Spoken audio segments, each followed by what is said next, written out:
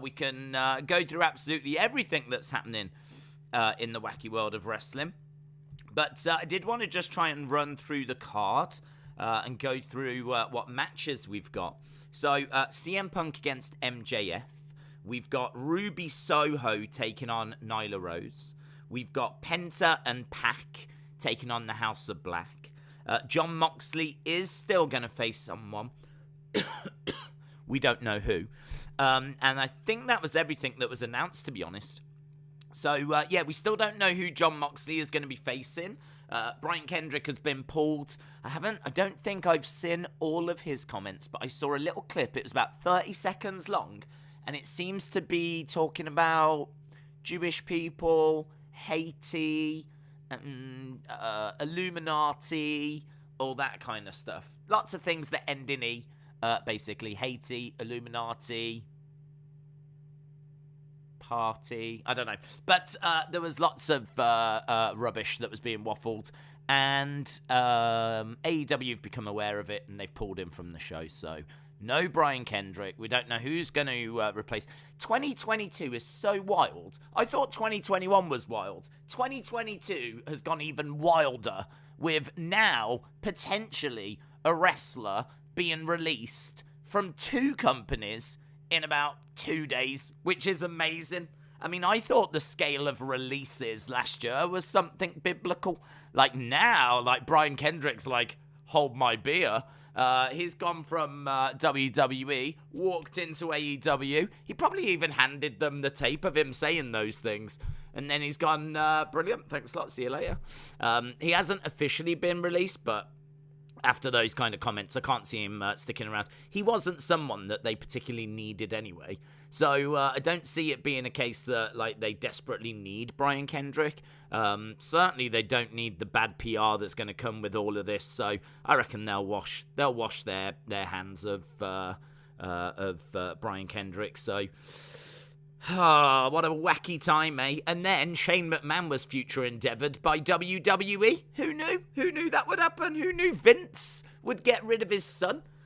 Which is pretty wild. That's how much Vince loves Nick Khan. He loves Nick Khan more than his own son. So Nick Khan's like, that Rumble wasn't great, was it? Who booked it? And it turned out to be Shane. And they were like, oh. And Vince was like, shall I get rid of him? Yeah, get rid of him.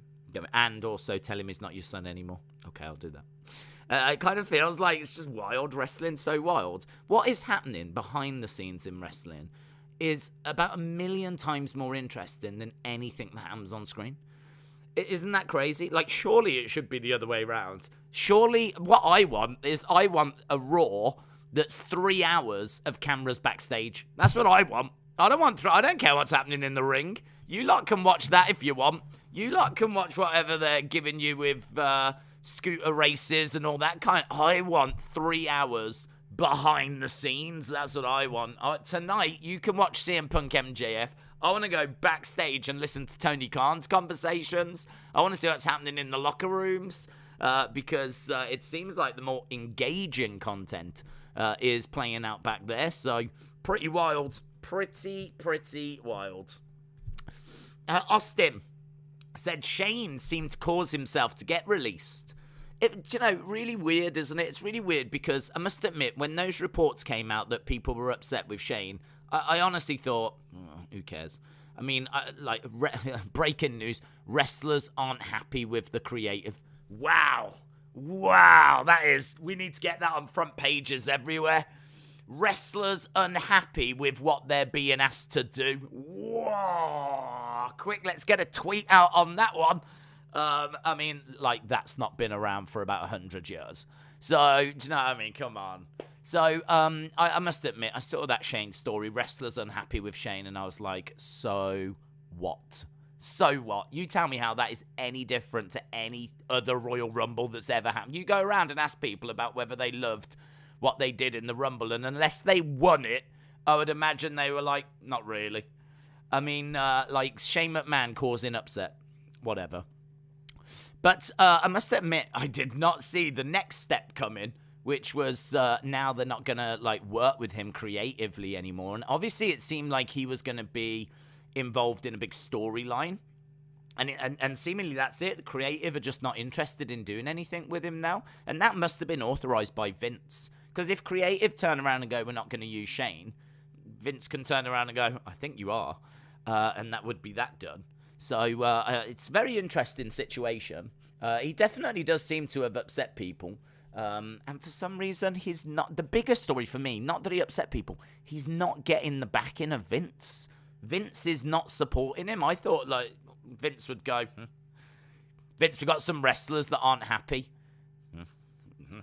Goddamn. Is it Monday? Yeah, there we go. Like, it's just every day for him. But yeah, he's not supported Shane, which I think is really, really interesting. So, I don't know, perhaps he annoyed Vince with it as well. Perhaps he really annoyed Vince and they've parted ways. WrestleVotes sent a tweet out, little cryptic, again, just saying like the ripples. Oh, it was really poetic actually. The ripples of this may be felt for years to come, regarding what we saw or didn't see at the weekend. It's like, oh wow, what did I see? I'm trying to think about what I saw, and then I'm trying to think about what I didn't see. And the ripples of this, like, it's very poetic. These wrestling journalists are wild, man. They can't just come out and tell you what the news is. They can't come out and go, this could have big news because Shane was expected to take over in the future. If he's not with WWE anymore, then obviously that opens up a whole mystery as to what the future's going to... Like, no. They have to word it like... Maybe it's because of the character count, but they could have multiple messages. But, like, the ripples of this are going to be felt for years. The ripples. I would seriously pay a lot of money for a WrestleVotes poetry book. A lot of money. Because I just think that WrestleVotes could actually take wrestling news. I wish they would start doing retro wrestling news. How would they word the Montreal Screwjob? Do you know what I mean? The ripples of this are going to be echoed throughout the shadows of time. And, all this kind of stuff. I might find myself crying, starting to weep up as I'm reading, WrestleVotes tweets going forwards. So, I gotta tell you, I've gone now is any kind of emotional connection for me. Gone. It's all gone. Yeah, I got really annoyed at some of them releases last year.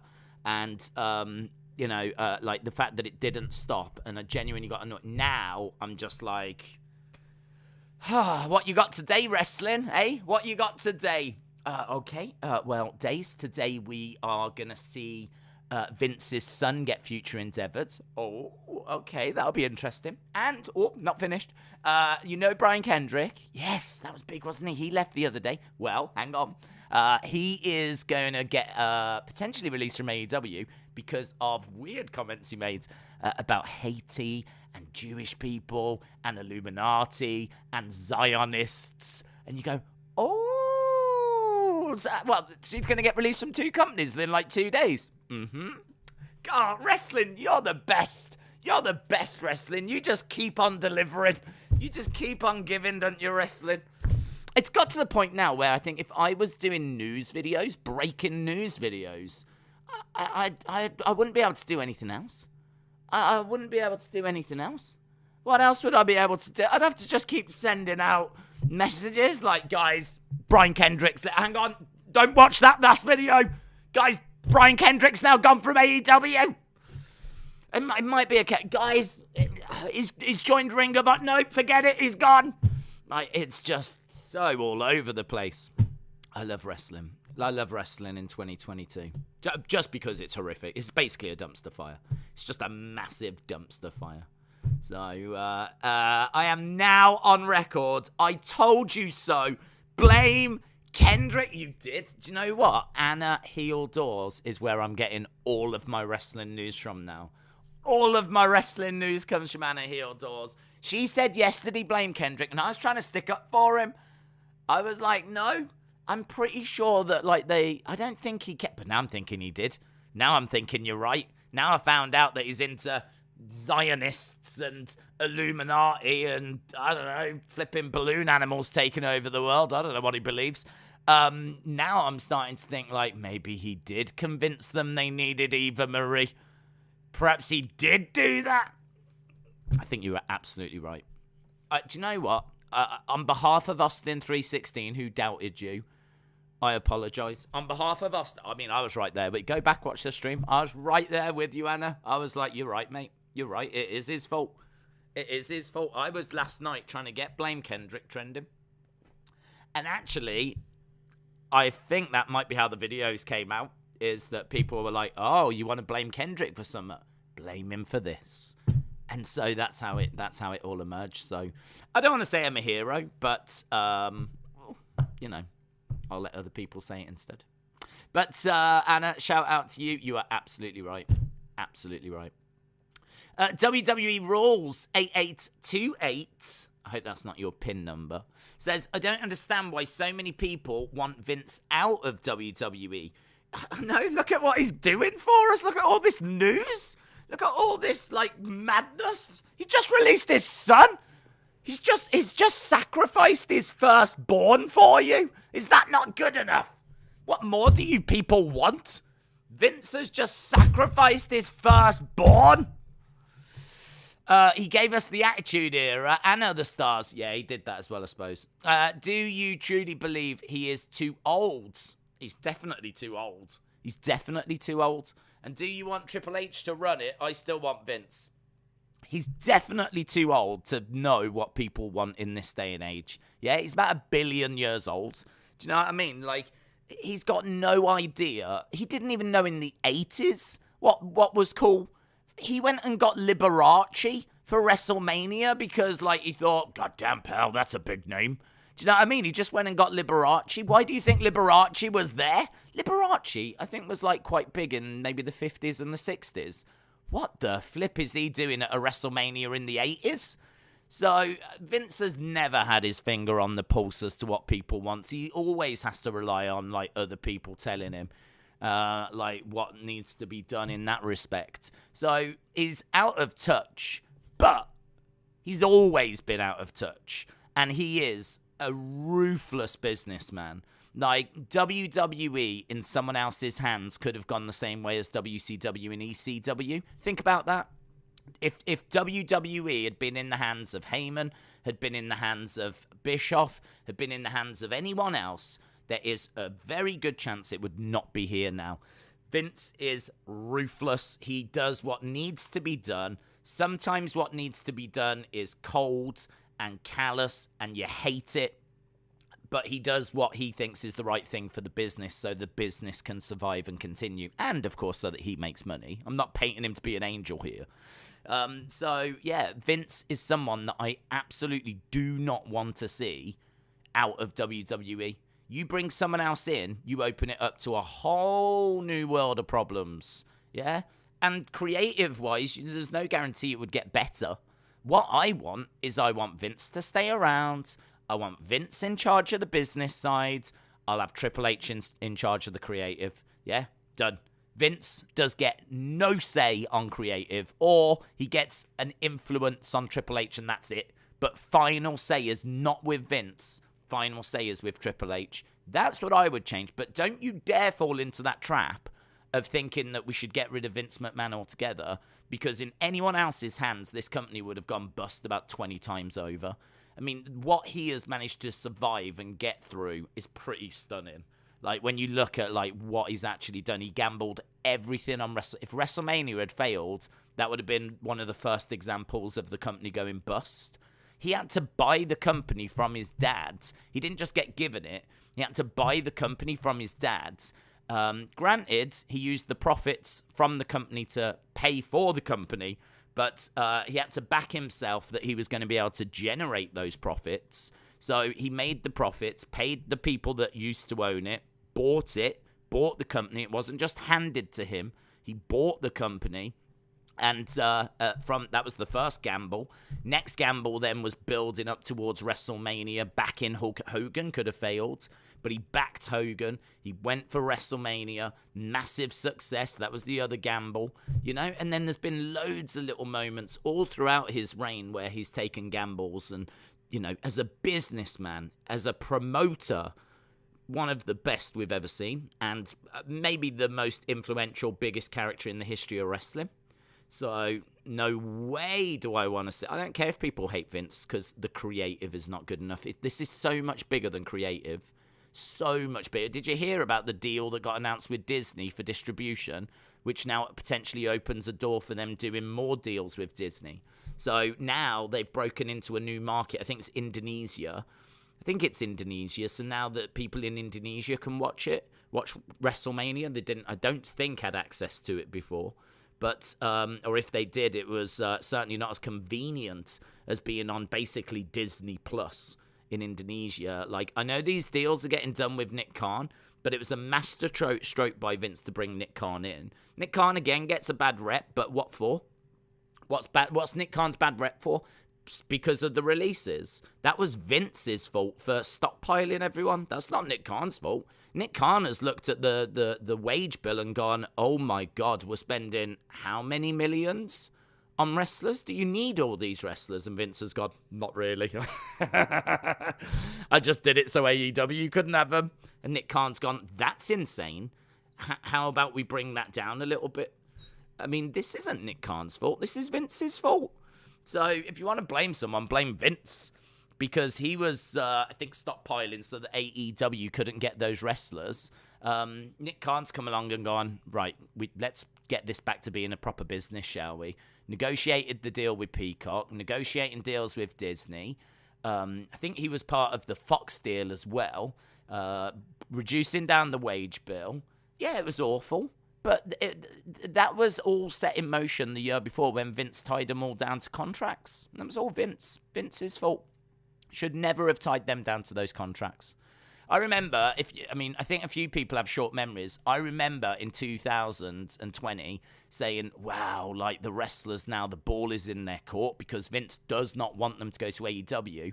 So, we were hearing about these wrestlers that were asking for crazy demands and they wanted drastically higher pay and they wanted some guarantees on how they were going to get booked and all this kind of stuff. And they got tied down to these amazing deals, and it just came back to bite everyone on the backside, basically. So I'm not saying it's the wrestler's fault. Of course, if you're in that situation, you're going to want the best deal possible. But I do kind of think, like, everyone played a little part in it. Majority Vince. But I think just greed in general. It's greed. Everyone's greed got the better of them. And, there was innocent casualties. There's a lot of people that got let go that I'm sure wasn't greedy. And they're the ones that took the fall. So I'm not saying that people that got released deserved it. Absolutely not. But what I'm saying is that you could see it coming. We could all see that there was going to be releases coming because no way could they survive with that wage bill. No way could they survive with it. So you could see releases coming, just maybe not on the scale of what we've got. And Vince is a genius, man. He's a genius. He's a flipping genius. He ties everyone down to big contracts, then gets to the point where he's got to release them all, does loads of releases, and everyone then goes, stupid Nick Khan. Stupid. I can't believe Nick Khan. Oh, Nick Khan. Oh, it's all gone wrong since Nick Khan came. I bet Vince is sitting there going, oh, God damn. I'm a genius. Honestly, I don't know how he does it. He gets everyone blaming everyone but him. Even the wrestlers, when they get released, are like, no, I don't blame Vince. He can't run a company that big on his own, There's other people that are responsible for this. Wrestlers that go, don't blame Vince. I don't know what he does. He's like Jedi. He's a Jedi. Vince McMahon is a Jedi. He's just fired his son. His son's been future endeavored. I bet Shane's doesn't blame his dad either. I am not the Vince you're looking for. It's amazing, isn't it? Vince is my spirit animal. Absolutely. I want to be like Vince. Ben Russell said, hello, everyone. I can't wait for Dynamite tonight. Dynamite. It's going to be good. 20 minutes into this so far. I don't feel like we spoke much about AEW, but there's so much going on at the moment that... Joaquin said, Vince survived a car being exploded. He's not dying. That's true. I mean, that's facts. You can go back in the history. It's facts. Life Off Daz, shout out to you, dude. Vince is the greatest mind in pro wrestling ever. Yes, as he has aged, he's made mistakes, but it's Vince. He's, as we said, look, he's never been in touch. He's never been in touch with what the kind of culture is. He's always been a step behind or just completely out of step. I think where he had Vince Russo as the writer, I think for the Attitude Era, I think WWE, and I'm not saying Vince Russo was good, but I am definitely saying that he gave WWE what it needed in that late 90s. I look back at that Attitude Era, and I've said before, I'm not a big fan of it. Definitely there was some good stuff there. I'm not saying it was all a dumpster fire. Absolutely not. The superstars got over incredible and were really part of the mainstream. And that's it, isn't it? I mean, if you talk to people about wrestling, probably the name that you'll get is maybe a John Cena. I'm not sure if you'd get a Roman Reigns. I don't know that you would. It'd be so interesting to go up to like 100 people in the street and say, have you ever heard of WWE? And I'm sure they would say yes. And you go, could you name a wrestler? Who would they say? I reckon they would say Hulk Hogan. I reckon they would say The Rock. I reckon they would say Stone Cold. Kane. I reckon Kane would get a fair few mentions. Undertaker. I reckon it'd be those names. I reckon because that is all when it was hitting the mainstream. John Cena, maybe because of being on so many talk shows and the fact that he was able to get into the mainstream, but I don't think he took WWE with him. But like in the Attitude Era, WWE was in the mainstream and was very much part of the culture. And I think that was largely thanks to like Vince Russo, who created that kind of car crash TV that was very popular at the time.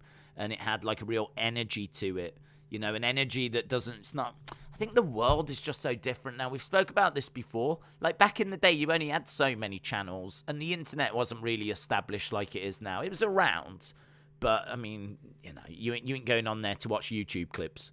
Do you know what I mean? Like you could download a picture and it'd take you about 5 minutes as each line slowly loaded on the image. Like, late 90s internet was a very different world. We were asking Jeeves, right? So we weren't going to Google. So I kind of think that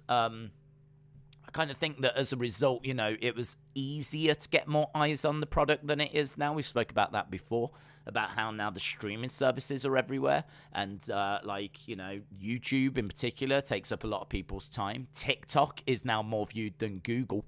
That takes up a lot of people's time. You've got Fortnite, which I'm sure is still rumbling in the background.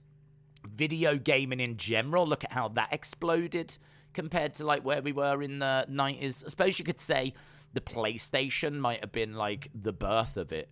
You go back to the Genesis, but I don't know how much like time people were putting into the Mega Drive and the Genesis compared to kind of the competitive gaming that we see now. The fact that people can have careers streaming games was not a thing back in the 90s. And all of that. This is why when Vince talks about AEW not being his competition, he is genuinely being truthful. Because AEW, of course, they are competition, but they're not direct competition because Vince is competing with Netflix at the exact same time his show is on. He's competing with Fortnite the exact same time his shows are on. He's competing with Disney Plus. He's competing with TikTok. He's competing with YouTube. He's competing with anything that takes people away from his programming.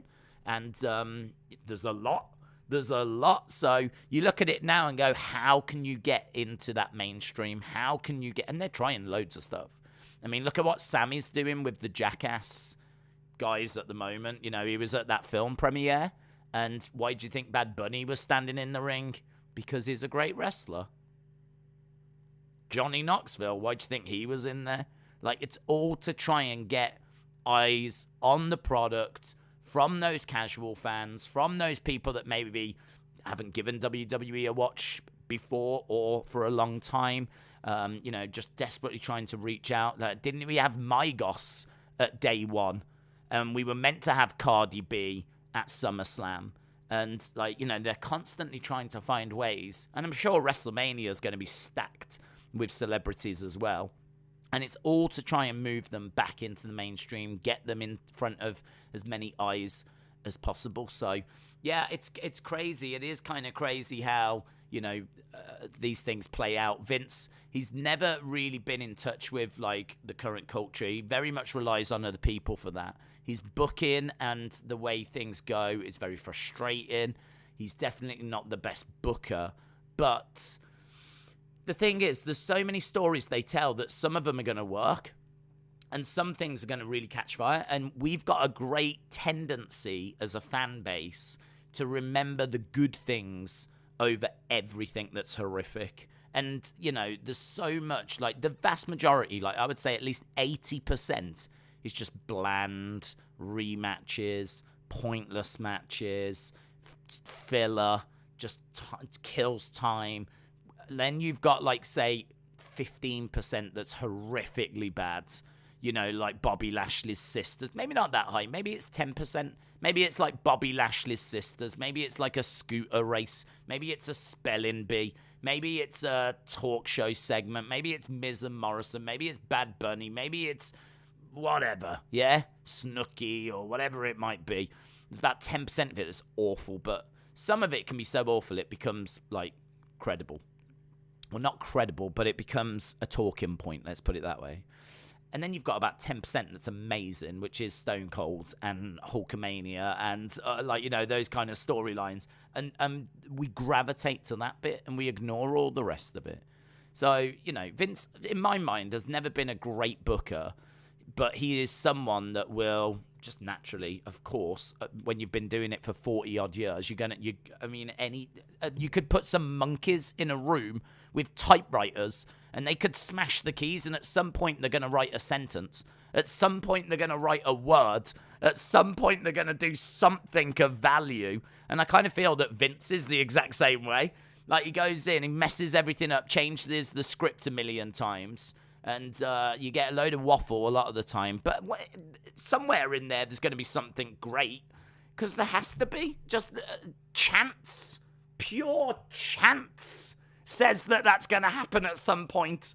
And those moments are what we gravitate towards. So I would, this is a long answer. So in conclusion, I would keep Vince around. I would keep him away from creative, and I would have Triple H in charge.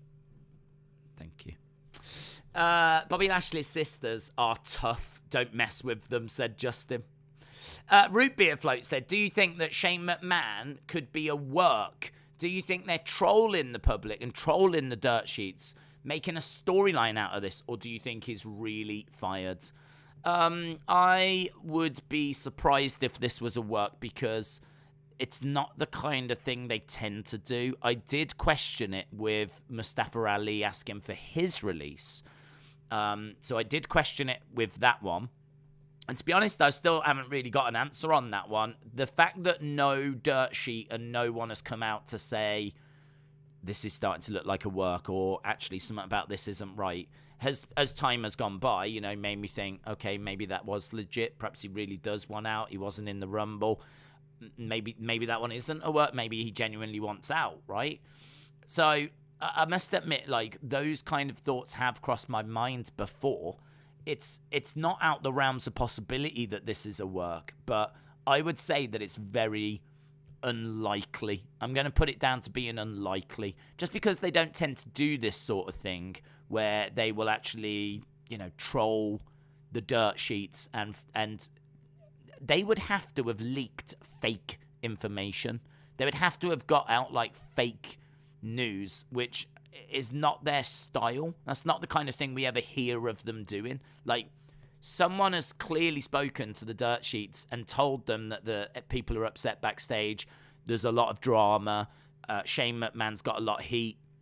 And now news has come out that Shane McMahon has been let go, and all this kind of stuff. So, I don't know. I mean, for me, I'm not going to go down the road of saying that it is a work. I'm going to say that it's got potential. I'm equally not going to rule it out, but it's just not really their style. In fairness, the Mustafa Ali thing wouldn't have been their style. But I do keep going back to that Drake Maverick moment where Drake Maverick is... Do you know what I mean? Drake Maverick is where he got released. And that one, I still don't know 100% how it played out. I don't know if he genuinely got released, made a video, got brought back, and they used it as part of the show? Or was it a case that he didn't really get released? They said he did. He made the video, and they used it as part of the show. So, I don't know. I still can't get a read on all of that. I still don't quite know what happened with Drake Maverick. I'm guessing that they got released and then they brought him back. Something like that, maybe. I don't know. But either way, I'm going to say that this isn't a work. But I'm not going to rule it out. Be interesting to see how it plays out. One of Bobby Lashley's sisters was actually Max Caster from The Acclaimed, says Daniel.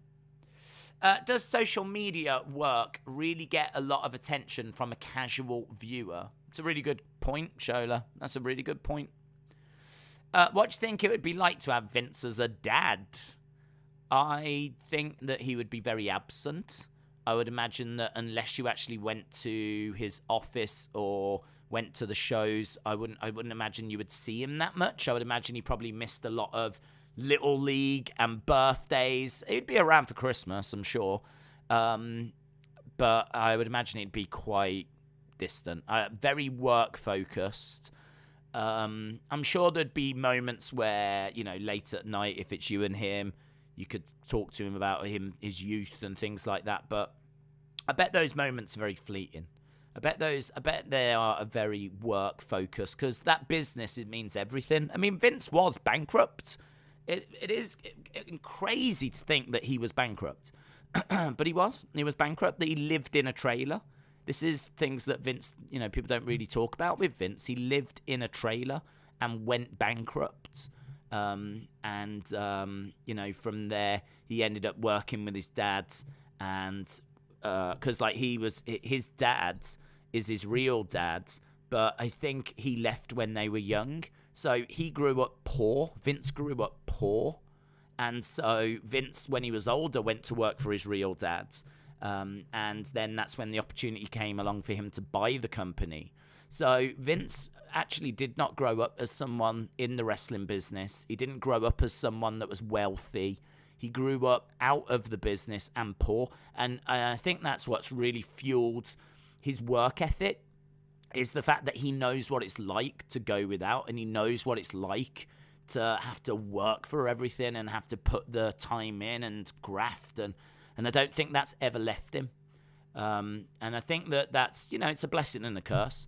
Because obviously WWE is where it is because of Vince. But equally, I think if he was your dad, I think you would miss out on a lot, an awful lot. And who knows if that on his deathbed will be something that he regrets not being there for his family more. Don't know. I think Bruce Pritchard once said on the Something to Wrestle With podcast that the day Vince dies, he's going to be really angry. Because he will, whenever that happens, he will die having not achieved everything he wanted to achieve. Because his goals are insatiable. It's not like he's trying to be the best wrestling company in the world or the biggest company in the world or try to get to a 2 billion company or whatever it is.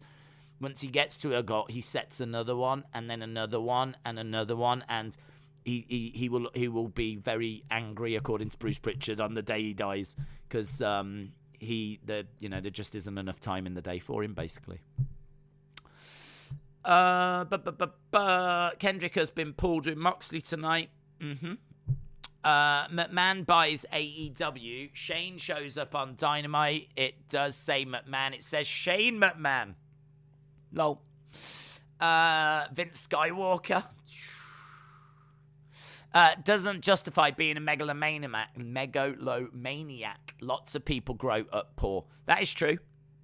But I think that's where it stems from. Not that I'm going to psychoanalyze Vince McMahon. It certainly doesn't explain his business practices and how ruthless he's been. But he's done that. I think it stems from that. I think it stems from growing up in a trailer, being poor, going bankrupt. And now, he got the keys to something that he knew could help make him his fortune, and it absolutely has. He got the keys in the 80s to WWE, and that was it. WrestleMania was born, Hulkamania was born, and off we went, basically. So He, didn't spend much time changing the landscape of wrestling. If you look at where wrestling is in 1980 and compare it to where it is by about 85, it's a very different landscape. Vince, has really snatched a lot of talent, and that kind of ruthlessness of going out and going, I want that guy. That guy, I want, what? I'm surprised Vince hasn't been a bit more aggressive in getting people from, some of the places now. I mean, if he wants MJF, you would imagine that he would go and get MJF. I know MJF's under a contract till a certain time, but I'm surprised they haven't, flown him in and all that. Who knows what's happening behind the scenes, but early 80s, that's exactly what Vince was doing, going and getting Roddy Piper, going and getting Jake the Snake, going and getting Junkyard Dog, going and getting Harley Race. He got Hulk Hogan from the AWA.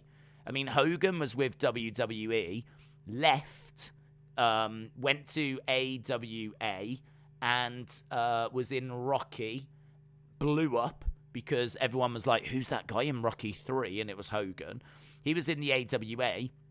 And they went in, WWE saw how popular he'd become, just went and got him. So even Hogan wasn't someone that they built. Hogan was someone that got over thanks to Rocky 3. And then, they brought him in. So, I mean, you can just go down a whole list of people that they went and got from all the different territories. He's always been ruthless. He's always been that way. So, right from the very start, and I don't think that ever left him. I don't think he ever, once WWE made its millions, billions, he did not chill out. He just got, focused on the next goal, and that's kind of what Bruce Pritchard was saying. Days without Hogan, the steroid trial, does WWE succeed? Does WCW fail earlier than expected? Without Hogan, steroid trial, does WWE succeed? Does WCW, what do you mean? Do you mean if the steroid thing hadn't happened at all? I mean, that is one of the biggest things that happened in the history of WWE, and it doesn't get spoke about enough, actually. A lot of people talk about the Montreal Screwjob a hell of a lot more than they talk about the steroid trial. But the steroid trial completely changed wrestling because we went from big guys to small guys. And so if the steroid trial doesn't happen, does WWE succeed is a very, very interesting question. And does WCW fail earlier? Because it's a great question, because you would say that WWE, well, there's a couple of things. So first of all, Hogan was on his way out of WWE. He actually goes to film Trouble in Paradise. So he leaves WWE to film Trouble in Paradise. Now, I don't know what happened. I don't know why he didn't go back to WWE after he filmed it. But WCW, I think, came along and offered him an incredible contract whilst he was out of WWE. So he wasn't under a WWE contract. He does WrestleMania 8, goes, films Trouble in Paradise, and which was his TV show. Whilst he's out, WCW go, cha-ching. He signs with them. I mean, there's no loyalty amongst thieves. He signs with WCW, and then it's interesting because those first couple of years, he's not. I mean, they're great, but they kind of feel a little bit like AEW now. Like Hogan and CM Punk, you could really make an interesting comparison to Hulk Hogan and CM Punk, because Hogan went in as a face to WCW, did well, but I think people were tired of Hulkamania. They were tired of the red and yellow. They were tired. They were done. It was a nice change to see him in a different company, and you got the dream match of him and Ric Flair, and there was a few other dream matches that you got to see, but it wasn't until he turned heel and he joined the NWO, the New World Order, and that started. That's when things kicked off for WCW. So if you don't have Hogan in WCW, you don't quite get the same impact with the NWO. The NWO, though, Hall and Nash were still very popular as outsiders. Hogan just put them over the top. He really was the missing piece of that puzzle. There's rumors that they were going to do that with Sting, and I don't know if it would have been the same. So would they have failed a bit earlier? It's very hard to say, isn't it? It's very hard to say, because equally Hogan was responsible for like being difficult when it came to the booking in WCW. So if you didn't have that kind of backstage politicking, would they have been a bit more into their cruiserweights? Could they have gone in a different direction that could have created something else that would have worked, instead? I'm not too sure, because Hogan was a big voice behind the scenes as well, and, not always to the benefit of WCW, but always to the benefit of Hulk Hogan. So it's a hard one to answer. It's a very hard one to answer. The only thing I can say is NWO and Hogan joining, WCW blew up. If you take Hogan out of that moment absolutely is not as big. So likelihood would be NWO isn't as big, and I think it still ends the way it ends. If Hogan doesn't go to WCW, I think that they would have enough to get through to about the same time they got through to, and then I think the exact same thing would happen, which was basically the Turner sold the company, and the new people in charge didn't want wrestling, and that was it. I think however you carve up WCW, I think that it's going to be a case that they still get to the point they got to. But I just think they wouldn't have been as big, and they wouldn't have been beaten, probably not been beaten WWE, or certainly not for as long as what they were. Hogan took them to a level that I don't think they would have reached without him. But I don't think they would have died sooner. I think they still would have got to the point they got to. So that's the WCW side. The WWE side is very interesting, because I think they would have carried on with Hogan for a bit. I don't know if they would have turned him heel. The thing is, though, that like 93, 94, 95, they're bad years anyway. Like, they're all bad years. They're not years that are, Brett wouldn't have had the opportunity he had. Shawn wouldn't have had the opportunity he would have had. There still would have been bigger people around. Maybe they would have found a better replacement. They obviously wanted Sid. That didn't work. They obviously wanted Diesel. That didn't work. Undertaker was bubbling along quite nicely, but was never really the guy. So they tried Brett. They tried Shawn.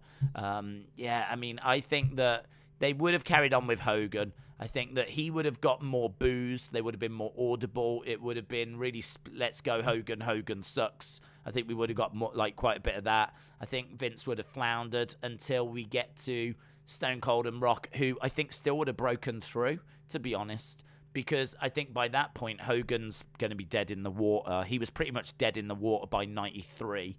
To get to 97 with Hogan still around, he probably would have gone off and done films, TV shows, and more of those kind of projects, in truthful.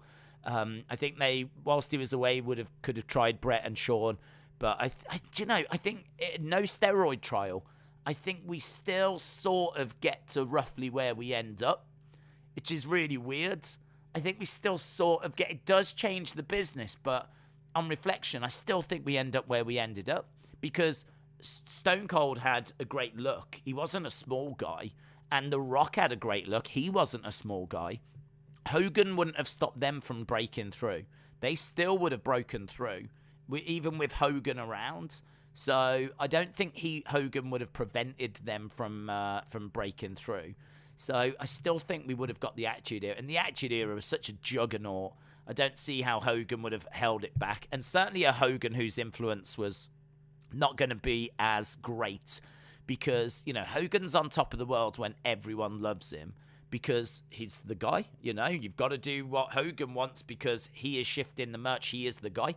But if the people are going to be split on Hogan, as they were, and that gets worse over the years, you'd have to think that would weaken his position in the eyes of Vince, because surely all of a sudden then he ain't selling as much merch. Although, saying that, John Cena still sold a load of merch, but again, very different era. But what a great question. I really enjoy playing that out, to be honest. Very, very interesting. I was watching WCW for Hogan. WCW was on TBS every week. It would have worked better and longer without Hogan's drama. Hollywood Hogan was the best heel turn. He came in at the right time. The people that Hogan and Eric held down are mostly now Hall of Fame guys. If they got their push in the void of Hogan, it would have been great. Our bank said it's time for Bray to show up to 222. Yeah, there is apparently a surprise tonight on the show. So we are expecting there to be someone that's going to come out. I mean, we've already had a great surprise. The surprise is the person we told you was going to have his debut is now not. That's quite the surprise. You know, I think Tony Khan has taken surprises to a whole new level now. Now, it's not a case that you get shocked when you see someone. Now what Tony Khan seems to be experimenting with is surprising you at the fact you're not getting the person you thought you was going to be seeing, which is a whole new level of surprise. And it opens it up now to this whole new kind of avenue for Tony Khan to explore. So he can start booking like CM Punk against Kenny Omega for all the championships, and then on the day of the show go, actually, surprise, I'm not doing that match anymore. There we go. Boom. It's a whole new level of surprise. It's wonderful. I think the debut was going to be Kendrick, to be honest, says Daniel. I don't think Stone Cold would have broken through with Hogan, says Crazy Ginger Jake Holder. Philip said, are you looking forward to the CM Punk MJF match? Sure. I think there's going to be a little bit of skullduggery involved. I'm expecting it to be a case that Wardlow will interfere. I mean, I'll be very surprised if this ends clean. I can't see why MJF would... The thing is, MJF winning clean doesn't make any sense because he's a heel, and I don't know if he should be able to beat someone like CM Punk, who's costing a lot of money clean, like this early in like CM Punk's return. So I don't know that would be the right way forward. Equally, CM Punk beating MJF, I don't know that that's the right way forward because MJF is someone for the future. I understand someone's got to win, but this is definitely one of those matches you look at and go, screwy finish. You've got to be very brave to do a clean finish here because you really could derail someone's momentum. So it would be very brave, some might say foolish, to book a clean victory for someone, which is why I'm thinking Wardlow's going to get involved. So I think Wardlow's going to come in and, I could see there being something on the outside where MJF has a go at Wardlow, really has a go at him because he didn't help him with something. Whatever, gets back into the ring. Wardlow jumps in, crowd's going crazy. Wardlow takes out MJF. CM Punk gets the pin. Wardlow walking up the entrance ramp. Turn, boom, he's turned on MJF. And it means CM Punk wins the match. I'm guessing a fair few people are thinking that way as well. I would have loved to have seen Mr. T versus Lenny McLean shoot fight, says Gloom Singer. Jeff Hardy's 90 days are up. He can legally show up tonight. Are they? Has it been 3 months since he jumped into the crowd? Are we sure? That really doesn't feel like 3 months. Are you sure? Maybe FTR. Well, in all fairness, I mean, would he even have it? I don't know if he gets like released, if he gets like fired, which he was. Would there be a 90-day? He got fired. That's it. He's not getting paid unless there's an agreement of we'll pay you for 90 days. We'll pay you 90 days. You're fired. We've got to let you go, but we're going to pay you your 90. Who knows? I don't know what the terms of his contract were. I wasn't in the room, so I don't know. I mean, if he was like fired, because he wasn't fired due to budget cuts. He was fired because of jumping in the crowds and what he did at that house show. So perhaps there is a 90 days that's in there. Perhaps there is a 90 days. But I'd be surprised if it was 90 days that was up. That, if so, has gone very fast. No, there isn't.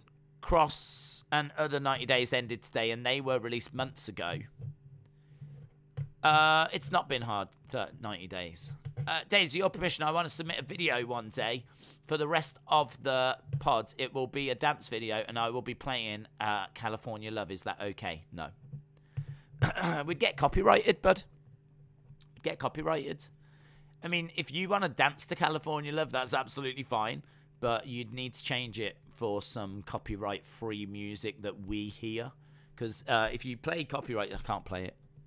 Because you'd run the risk of it getting copyrighted, and then the stream could get took down. Legend Killer, shout out to you. It would be terrific to see Keith Lee and Mia Yim tonight, says Lee. I need to mention this as well. So I've been working quite hard today on the schedule for the next couple of weeks. And oh my God, it's pretty crazy. It turns out we can watch wrestling like we are now. And then straight afterwards is the Winter Olympics. Winter Olympics are actually going to be starting around about this sort of time in like next week. They'll start about this time, so we'll miss events whilst the wrestling is on because we're still watching the wrestling, right? That's not changing. Nothing's changing with the wrestling or UFC. None of that is changing. So, but what my plan is that we do what we always do, but then straight after, I'll do it on the other channel because it might just get a bit messy if we do it here. I'll do it on the Football Days channel. Winter Olympics. I think we can do about 3, 4, 5 hours a day. Because I am up at this time anyway. It's not like I'm not awake. I'm awake at this time anyway. It's not going to interfere with any football because actually in the UK it's going to be about 3, 4, 5, 6, 7, 8 in the morning. So it doesn't, all it interferes with is my the graphics that I make and all that. But if I have a big day tomorrow of making graphics for just the next 2 weeks and just get all the streams set up, and get them all done, which is going to take me literally all day tomorrow, it shouldn't interfere with anything. It should be fine. Now, there are going to be events we will miss because there are football matches as we get more into the day. I'm going to have to plan all that out, and I'm trying to see, what events can we do, what events will we miss. But I have been asked a lot, are you doing Winter Olympics? And my answer has been, I do want to do some, but I don't know what I can do because I never got a chance to look at it. I've looked at it. It works really well. It works really well. It works very similar to the Summer Olympics. The only difference is we're doing a lot more football now. So back for the Summer Olympics, I was able to watch the Summer Olympics, sleep, get up, and then boom, we're back into the Summer Olympics. Now it's sleep, get up, and watch a football match, then Summer Olympic or Winter Olympics. So the football does get in the way at times. So there are events that we just can't watch. There's quite a bit, the later ones in particular. But I would say anything that happens, straight after SmackDown, straight after Raw, straight after NXT, straight after AEW, a good 5 hours after, not a problem. It's not a problem. It's not clashing with anything.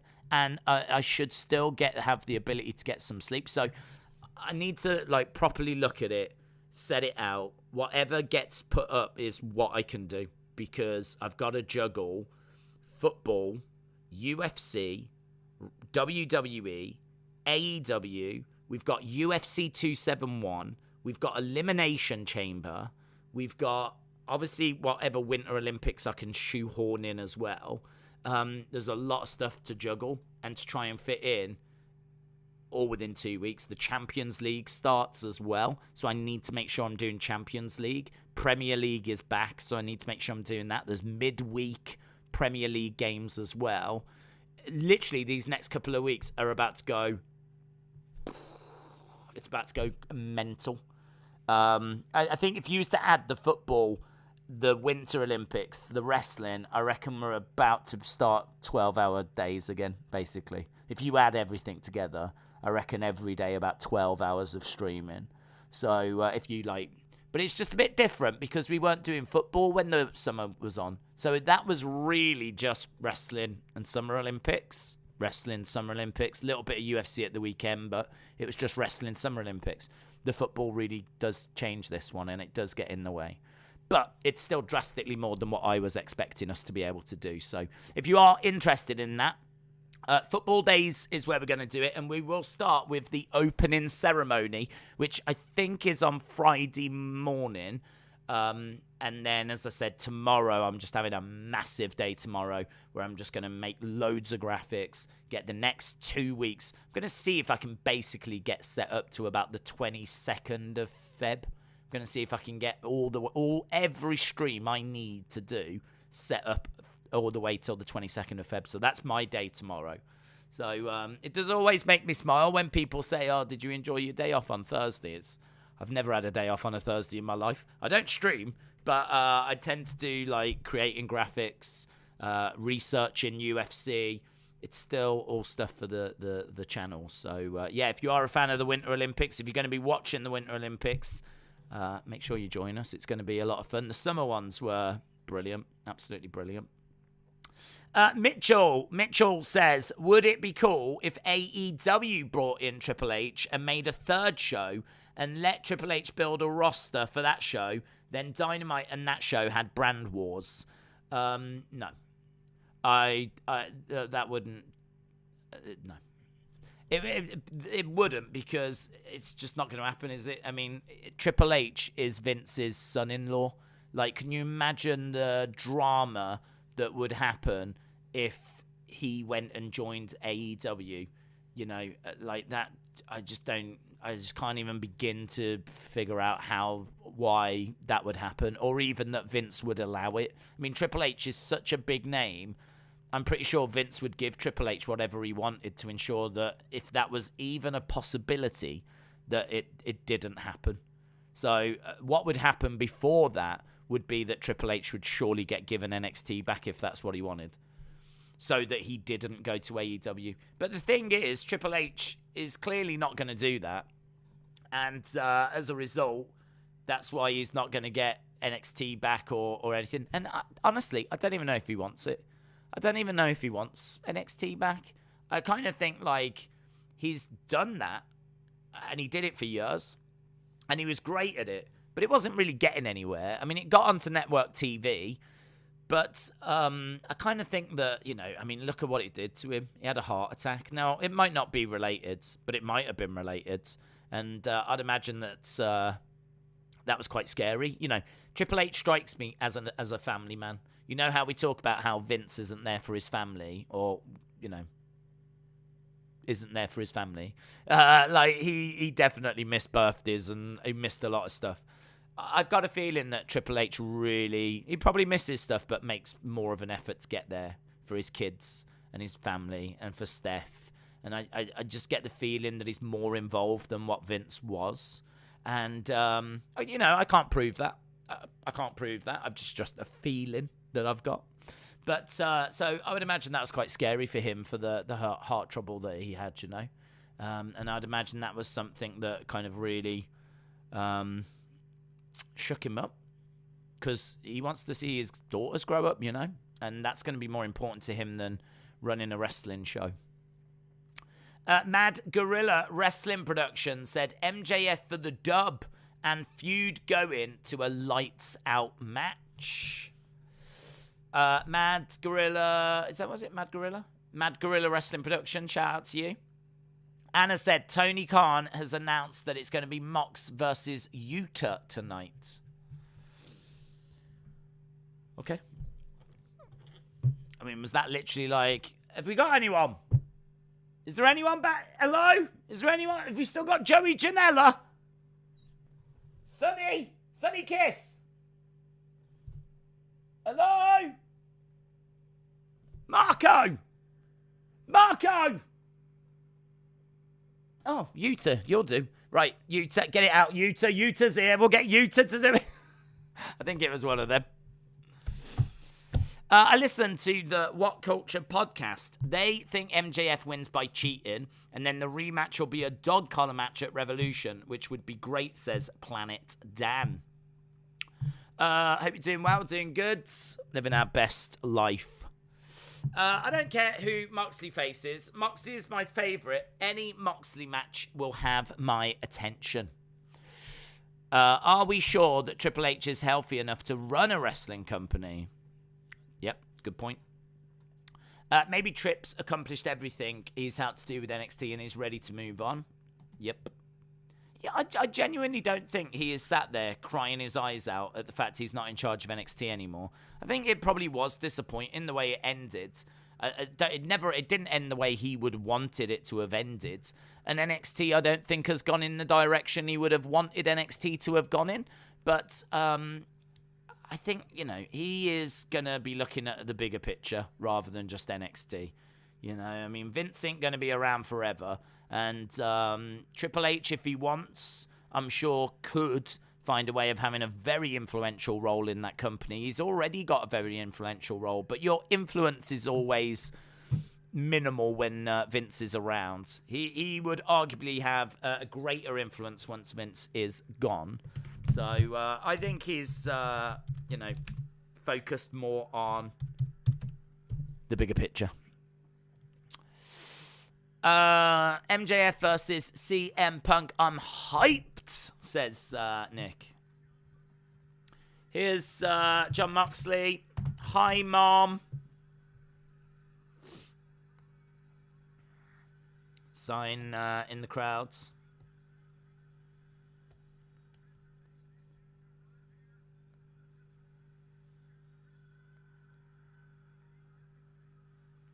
Throws bottle into the crowd. There's a sign that says "Just enjoy wrestling." Just enjoy wrestling.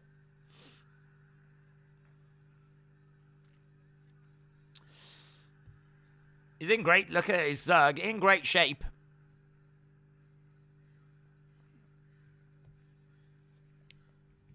Right, here's Yuta. Orange Cassidy.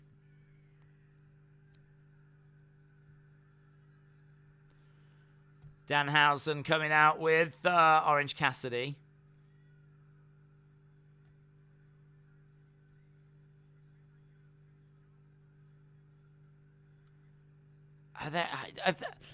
Is it a case that they're trying to introduce Danhausen to people because they think people don't know who he is?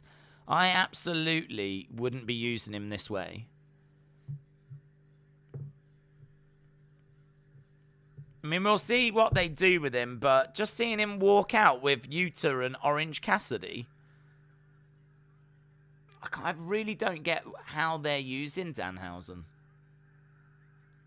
I mean, there's a big Danhausen chant. He's going to distract from the match as well. If I was Moxley, I wouldn't be too impressed.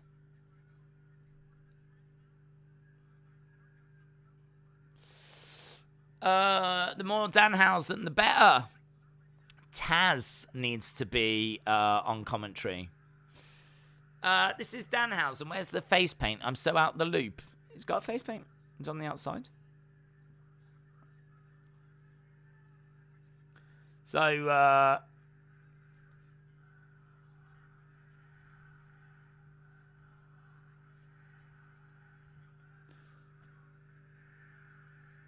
what are they chanting? Let's go Moxley.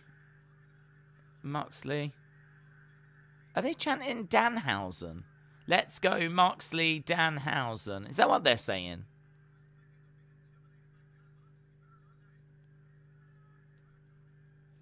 You around the back. Drop kick. This should be a squash match. This should be a squash match. What happened to Kendrick? You don't want to know. He said some nasty stuff years ago. Right, we're on the outside. You dives into Moxley.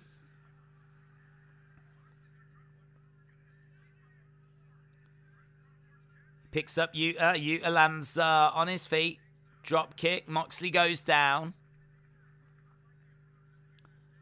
And Orange Cassidy leaning on the ring post. Danhausen and Orange Cassidy go back. They used to be a tag team. They've got a t-shirt together. Dan and Mox are BFFs in real life. Danhausen was a regular at our local indie show before the gimmick change. He is a solid dude. Yuta down. He does look to be in great shape. Great shape by Moxley. Throwing up the guns.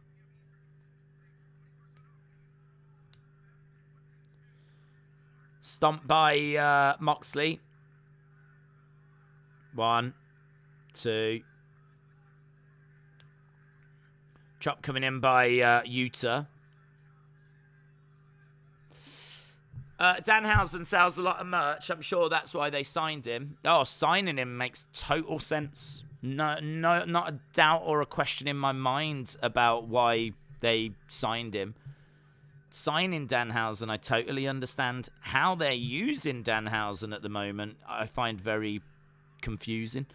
I can only put it down to the fact that they don't think casuals know who he is. So they're trying to bring him out and get him, like, people will be watching Moxley and they're trying to have him at ringside so that, you know, the commentators can go, oh, so that's Danhausen. Is he with Best Friends? I'm not sure. Do we know much about Danhausen? And, like, what you're doing is inadvertently introducing casuals to Danhausen.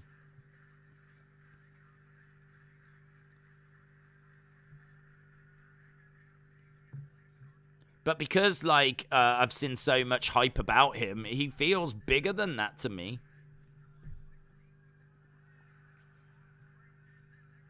Yuta in the corner. Chop coming in by Moxley. Another big chop again by Moxley. Is there anyone not being utilized? A bunch currently on that you think has a bright future? Oh, rake of the back. And again. Well, I mean, I would definitely like to see a Go-Go again. I thought a Go-Go, what with his Olympic background in boxing, you know, and he's got a great look as well. He, I believe, is just out injured at the moment, so I don't actually know what active stars are just not being used. I mean, like Powerhouse Hobbs comes to mind. Anthony Ogogo comes to mind. Those two in particular. But I think Ogogo could be injured, and Powerhouse Hobbs we've seen bits of. Just hasn't really got anything to get his teeth into, Powerhouse Hobbs. But yeah, I like those two. Headbutts. Down. On the edge of the ring. Terminal Bliss said, I'm late. I thought this was Kendrick Moxley. Kendrick, there was an announcement by Tony Khan that due to comments that Brian Kendrick made in the past, it's being investigated and he won't be on the show. Moxley and Danhausen. Moxley turns, faces Danhausen. Danhausen strikes a pose. Yuta comes crashing down.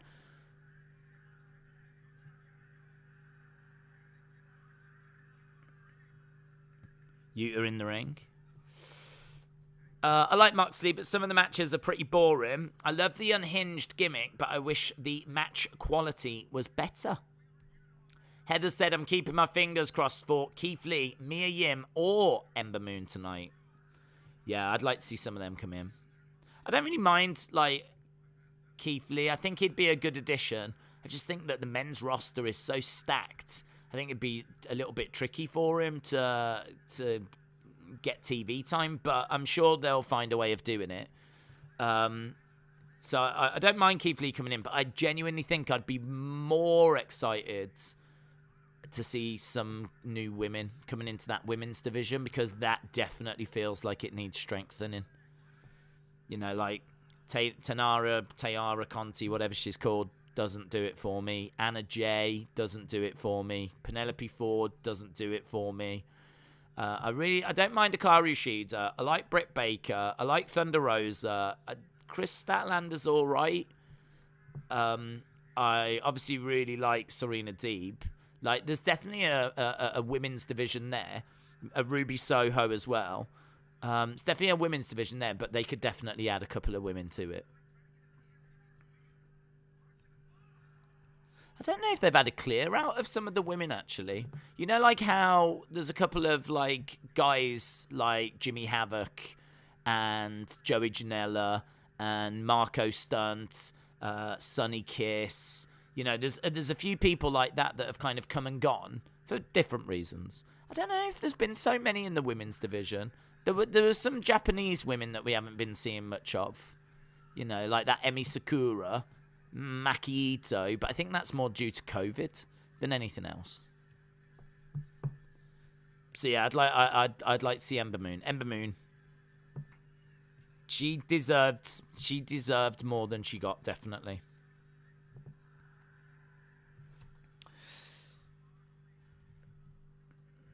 Moxley wins. Days, I'm gonna make a video for everyone telling how much I appreciate them. Okay.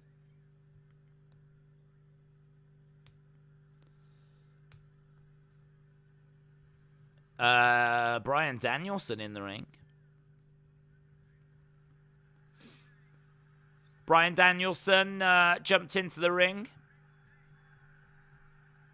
Got some yes chants.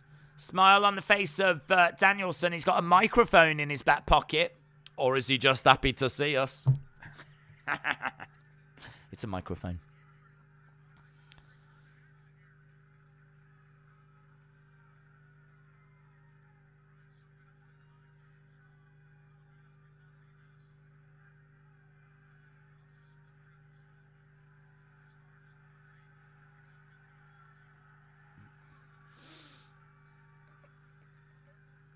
Someone in the crowd says, "Hi, Sasha.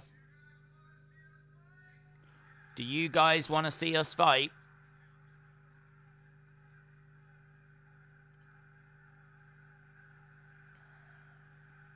Then go to the WWE Network. On Peacock, $9.99 a month.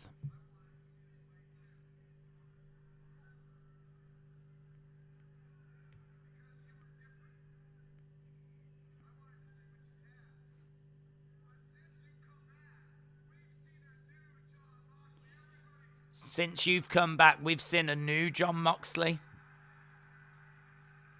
Applause from the crowd.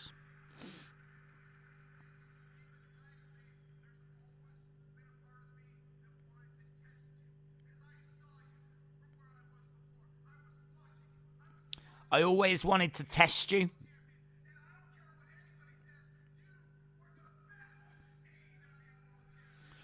You was the best AEW World Champion. I love this heel Bryan.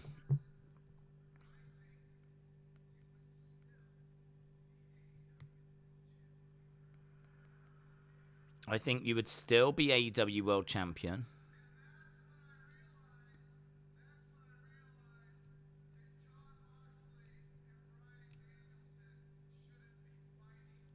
Tag team then.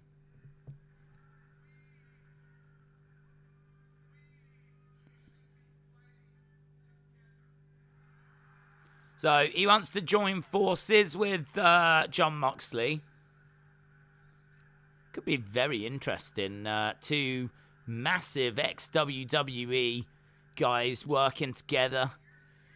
Maybe acting like outsiders, like they don't quite belong in AEW. And then they could add a third person to the group, couldn't they? A mystery third person. Maybe a third person that was a heel that then could turn, like, face.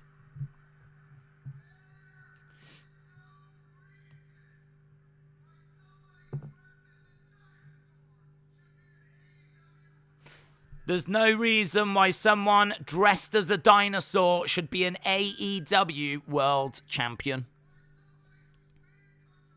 Sign says, free Ali. I'm down for that, but I don't know the history behind Bryan and Moxley and why Bryan wants this. I might be getting into a travel lodge that helped me get my own place and income. That's good, Sonny. Sonny, shout out to you. Days, they gave MJF versus Punk 30 minutes or just 20-minute time limit. They haven't said, have they? I don't think.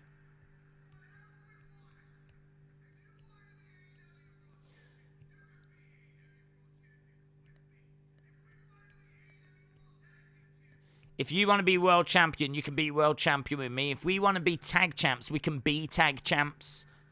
Can be whatever you want to be.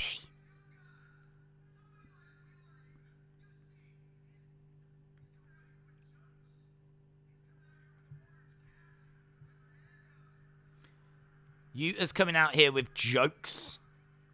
Orange Cassidy and Danhausen.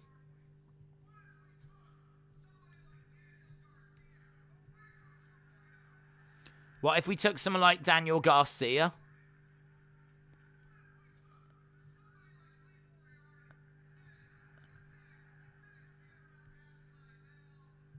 What if we took Lee Moriarty? It's good. We train the future of professional wrestling. I don't get a feeling that's what Moxley wants to do. Moxley doesn't strike me as someone that wants to train. It strikes me as someone that just wants to go out there as a wild man. Like, I like it. I just don't see that Moxley is the person that shares the same passion that Daniel does. They like what I'm talking about right now. All Moxley can do, because he ain't got a microphone, he has to keep going like...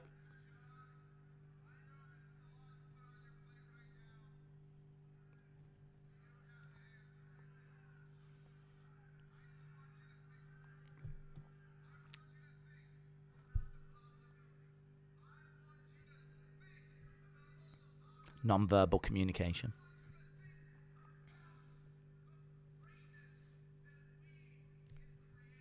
Think about the greatness that we can create. Are they going to have babies? Are they going to have babies? I bet he said that to Brie. Think of the greatness we could create.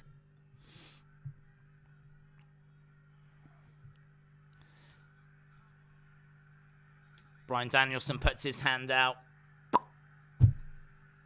Here we go. It's setting up a Moxley-Danielson feud.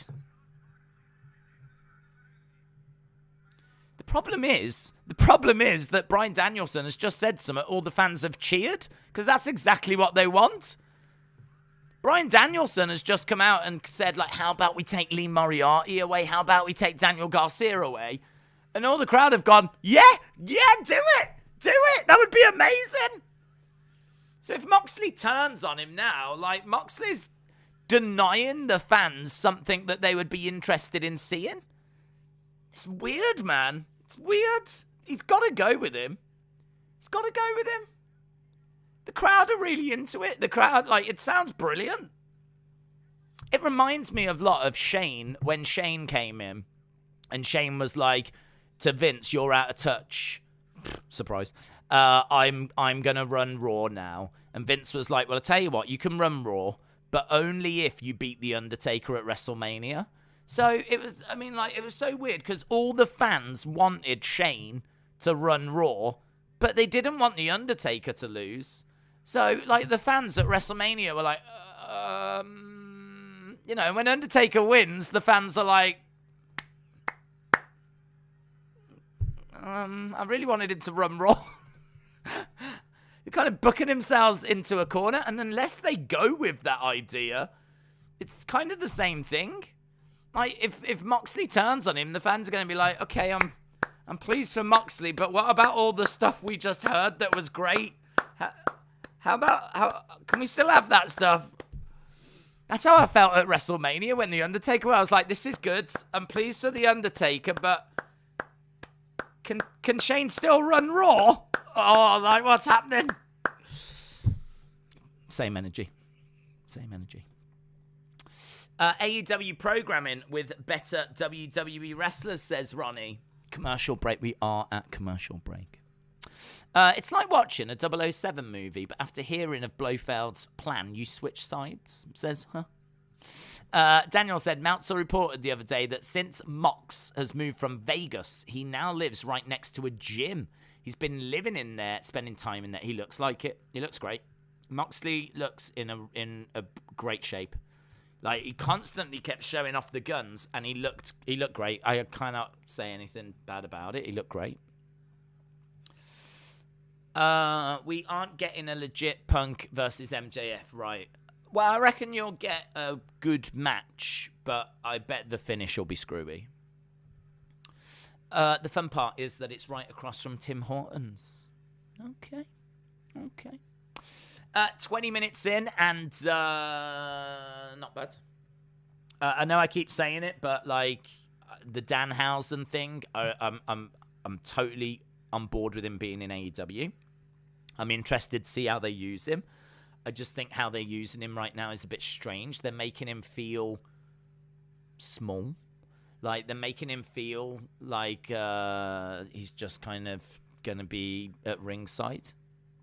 I would like to have seen them like maybe use him a different way and introduce him a different way and maybe have him stand on his own 2 feet and cut promos and all of that. I'm sure that's going to come, but it's just it just feels like a weird way to bring him in, to be honest. The match was fine. You know, considering they had to throw it together, you got to give him credit for that. Moxley winning, yeah.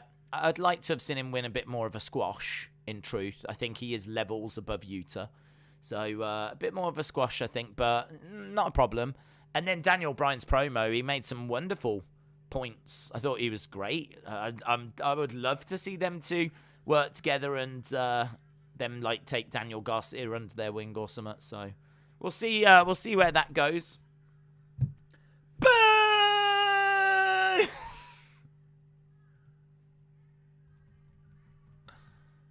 Why are they not booing her?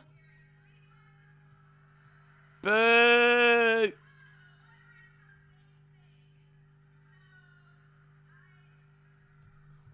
She's laying into the place.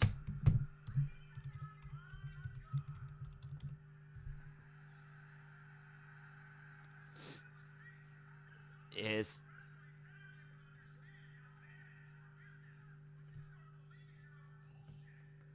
Here's Dan Lambert.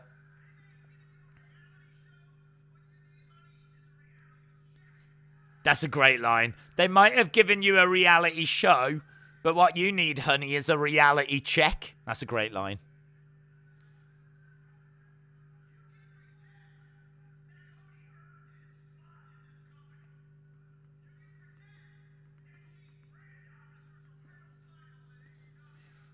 You can pretend that Chief Brandy Officer is a real title.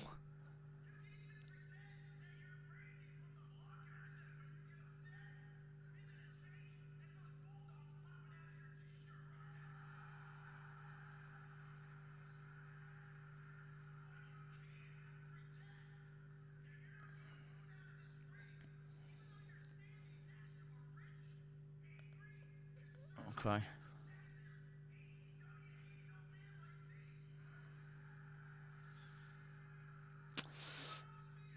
Where is Cody? He should be out there.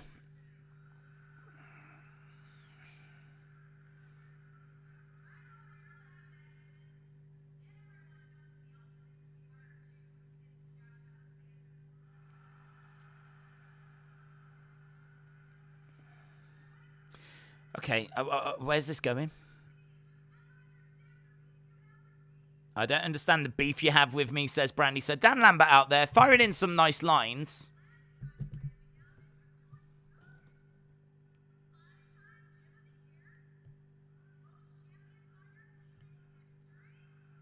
Your gym's doing good. You're doing great.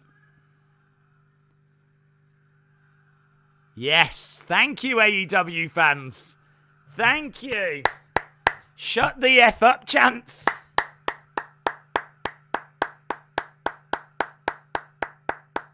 Well done, AEW fans. One of them.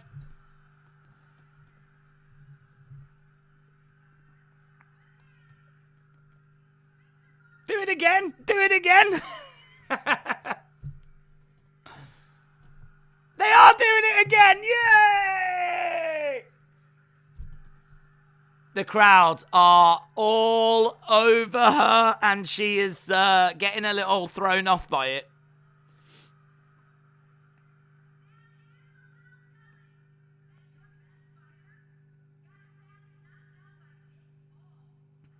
It's very telling that your best fighter got his ass knocked out by Jake Paul.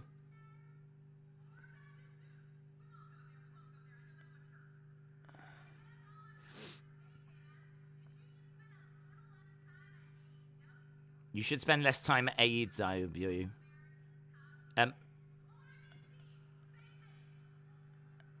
She called them American top tits. And that went down like a lead balloon.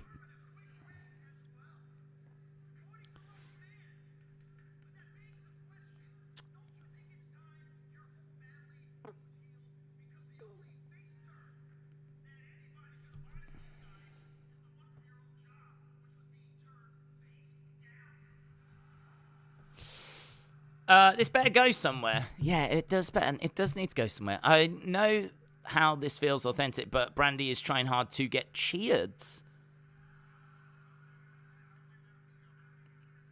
Oh my god, that slap was woeful.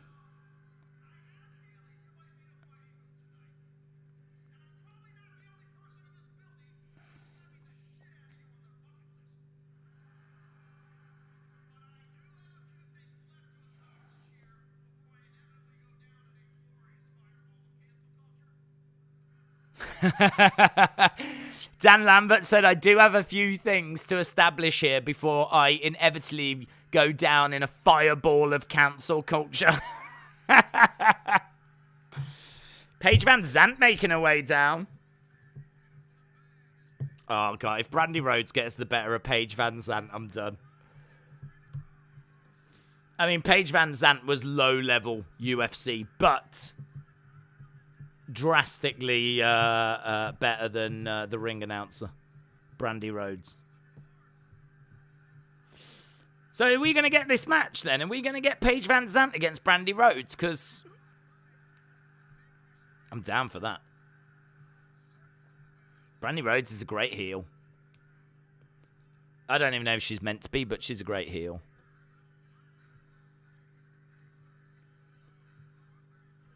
It's weird, isn't it? She's got that same ability to draw heel heat that Cody's got, and they're married. It's like they proper were meant for each other.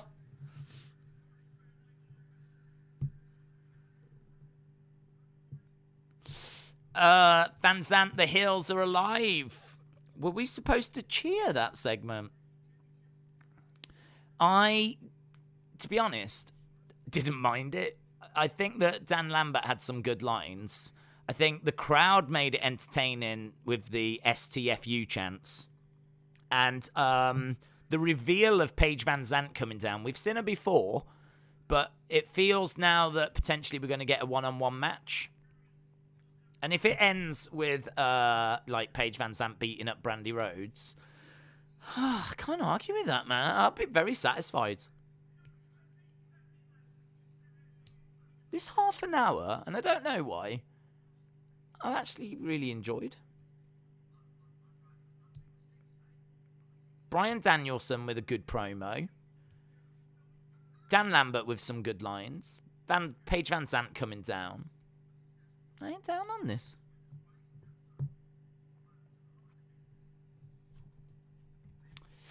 Why is Brandy more upset at Lambert than Cody? That doesn't make sense. Why would she be upset with Cody? What's Cody? Why would she be upset with Cody? Has something happened between them and Cody?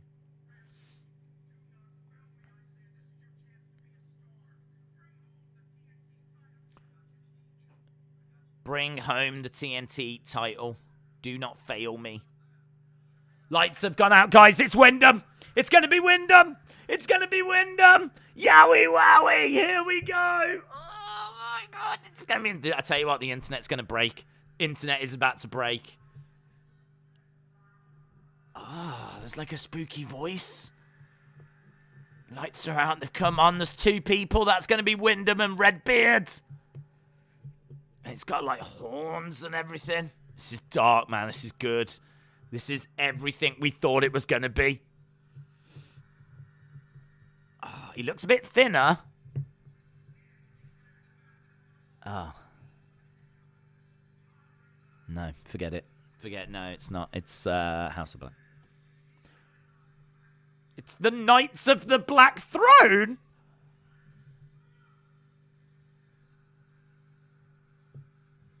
The Knights of the Black Throne? What's this?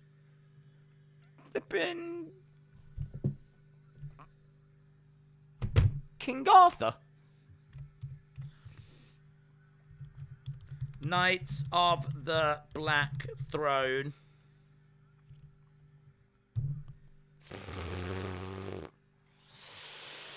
Knights of the Black Throne, that's their name.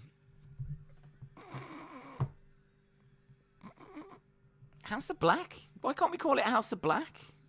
What's wrong with that? Is there already a House of Black? The theme song isn't as good.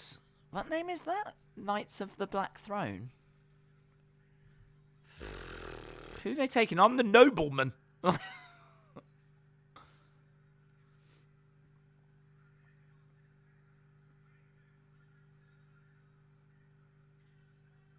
Penta.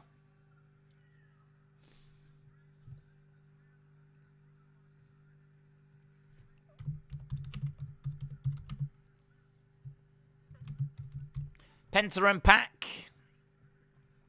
Pac with his eyes covered. He has got his eyes covered.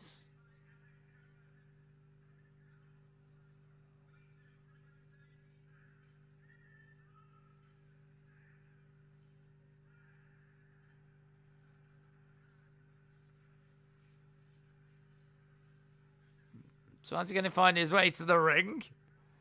What if he falls off the edge of the stage?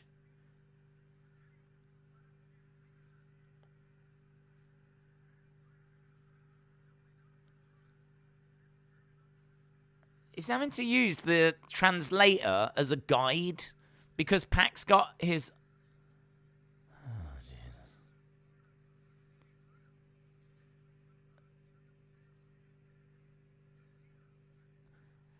What is going on? Are you streaming Rampage or SmackDown? They're not both on.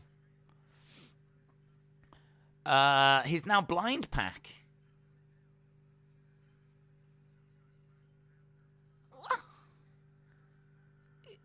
Is he going to wrestle with it on? I mean, I loved the blindfold match between Rick the Model and Jake the Snake. But I didn't realize we were going to have like a wrestler that is going to do that all the time. He's standing in the ring with his eyes covered. Black mass him? Just black mass him?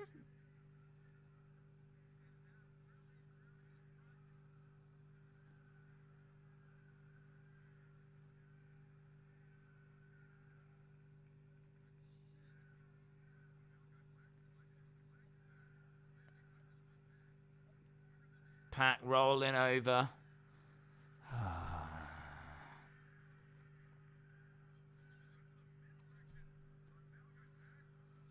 Against the ropes goes Pac. Kick to the side of the head. Who will join the Knights of... He's taking it off now. Oh, he has got eyes! What a reveal!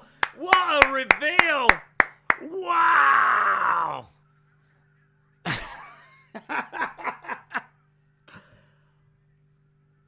Whoa! Breaking news, wrestler has got eyes.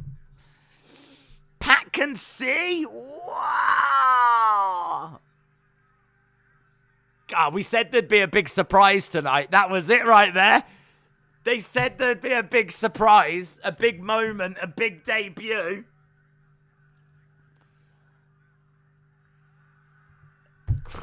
That was insane. That was insane. I didn't know. Honestly, I thought there was like flowers under there or so. I didn't realize he had eyes. God, I hope he does that again next match. Penta, missile drop kick right in the buttocks. Malakai Black's buttocks.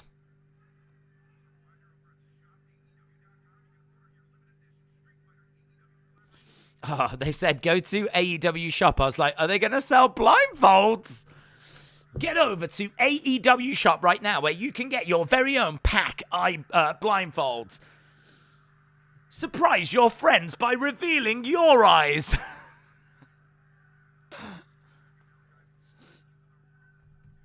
Chop coming in. This whole weird blind thing is strange. It is strange. It is strange. A drop kick to the taint, says Sean. Absolutely. Fond memories of Ray and AJ. The crowd is advertising the shop. Yeah, there is someone in the front row that's got a little banner advertising the shop.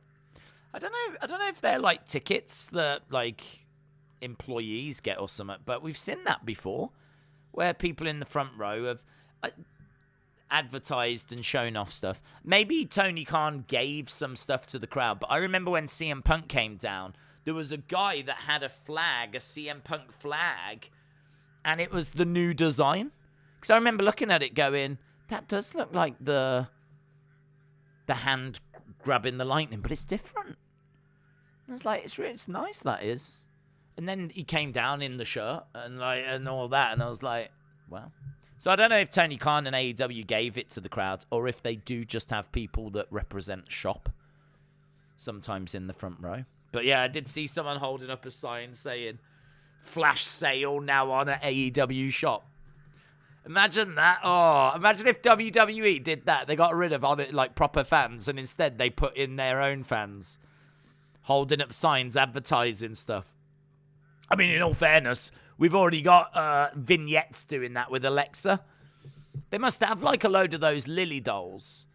And so what they're desperately trying to do is get them shifted.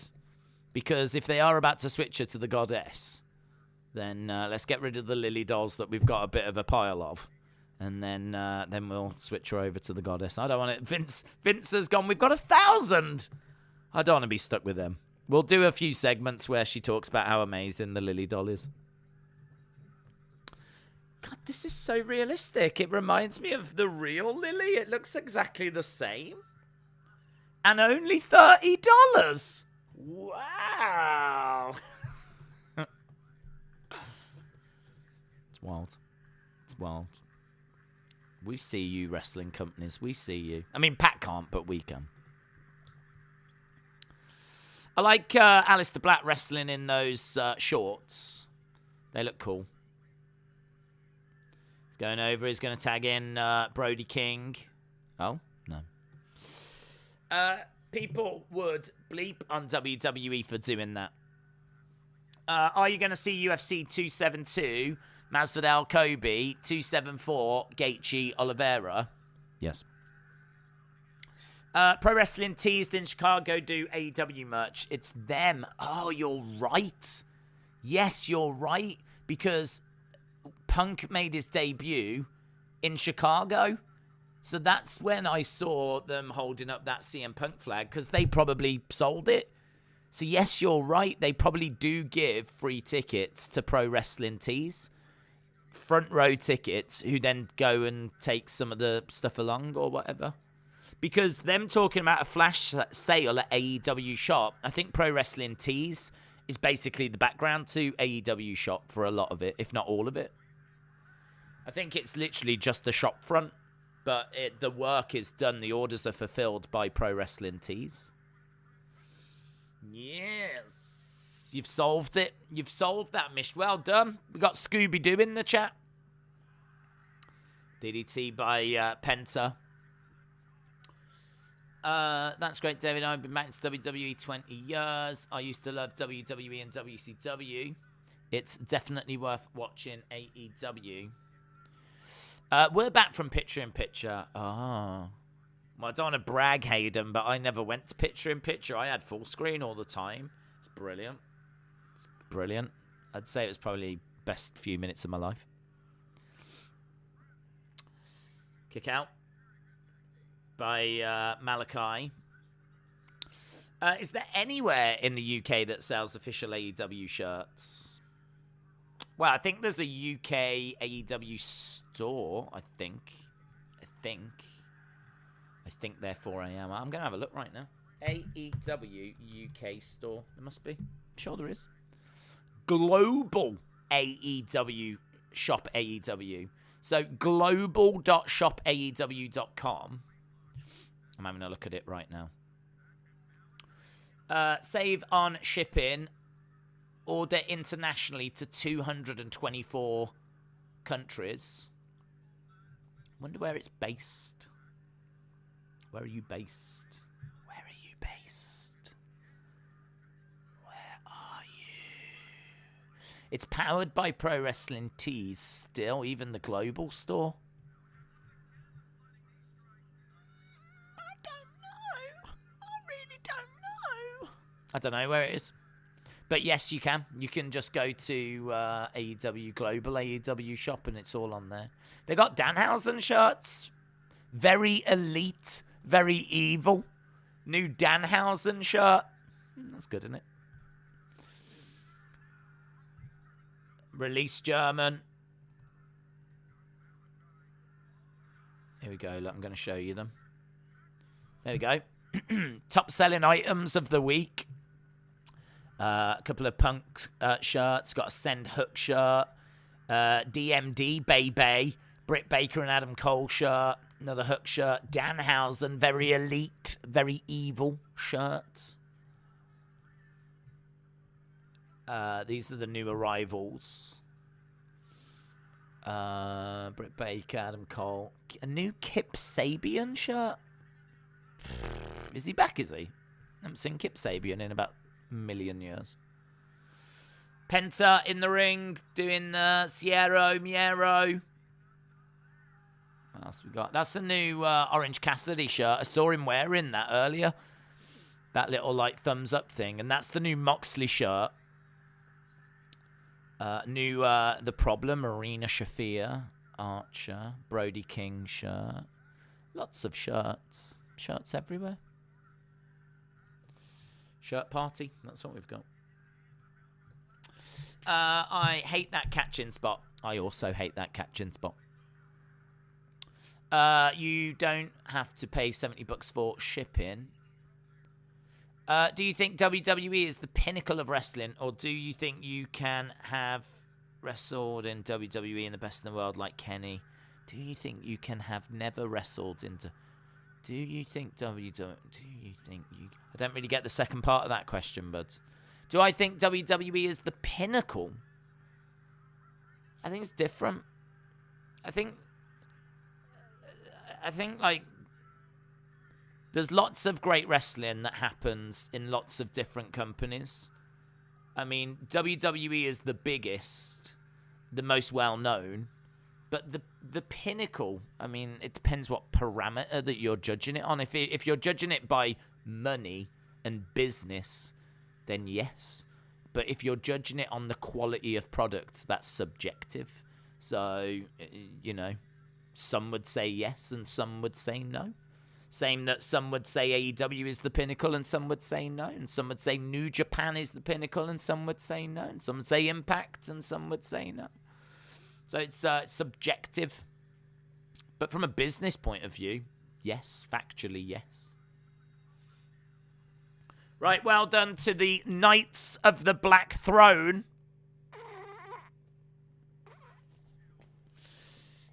Was there a surprise tease tonight? Yes. Pat came down with a blindfold on, and then he went... And he had eyes. It's amazing. Orange Cassidy didn't beat me. That was a fluke, says Crybaby Cole. It didn't beat me. It didn't count anyway. I'm one of the best. Yeah. Everyone's going to see a new side of me. You're all going to take me seriously now. Boo-hoo.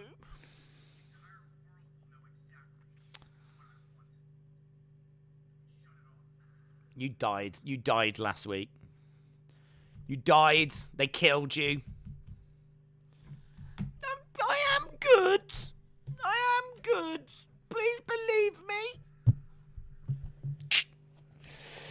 What happened to Adam Cole? He lost. He lost to Orange Cassidy.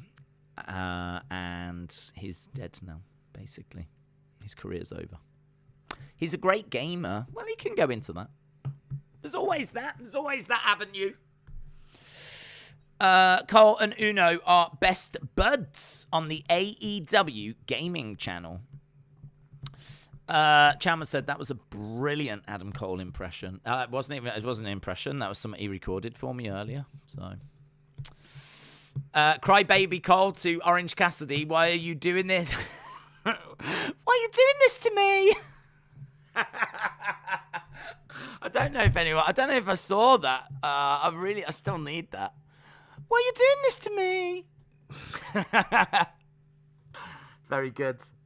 A callback to last night's NXT stream. Very good. They threw Adam off a cliff last week. They did. He lost to the mascot, says Lone Star Friend. Yes, John, he couldn't get out of Cassidy's hug. You know what it's like? I mean, like, you know when you're angry with someone, but, you know, you're trying to forgive them as well. Like, they're making you forgive them, but you don't want to forgive them. That's what happened last week. On top of that, it was like Orange Cassidy, basically, I feel, said sorry, and he gave him a big hug, and Adam Cole was like, no, I don't want this. But secretly he does. And he's like, no. Oh, I'm still angry at you. Oh, and he's trying to, like, get out, but he's not really trying to get out. And Orange Cassidy's like, I'm sorry, man. I'm sorry. And he's like...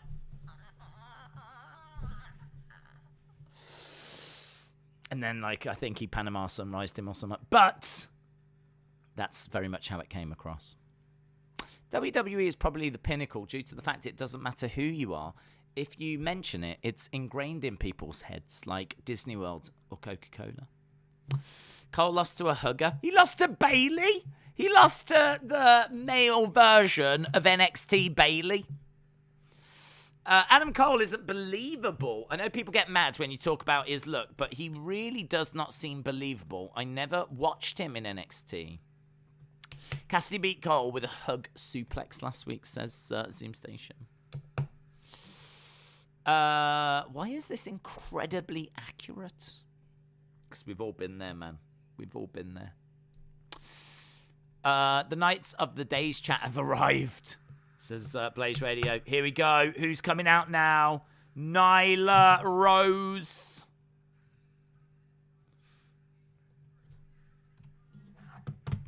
Thug Nyla.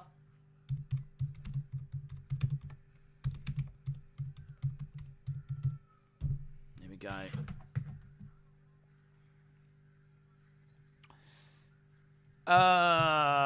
Juice Robinson is a free agent. AEW should sign him with Tony Storm. And maybe Juice Robinson tag team with Orange Cassidy called Orange Juice. Nice. Refreshing. Ruby versus Nyla should be great. I think Adam Cole looks about an average high school sophomore. We don't really have sophomore here. I don't know what sophomore is. Sophomore? Sophomore or softless? Let me know. Here's Ruby Soho. Ruby Soho.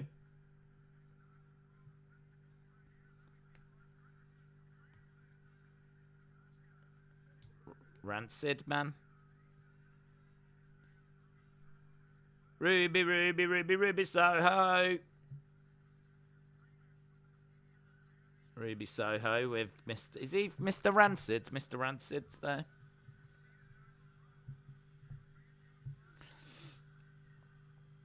She throws the coat at Nyla Rose, and Nyla Rose gets the advantage. Austin, who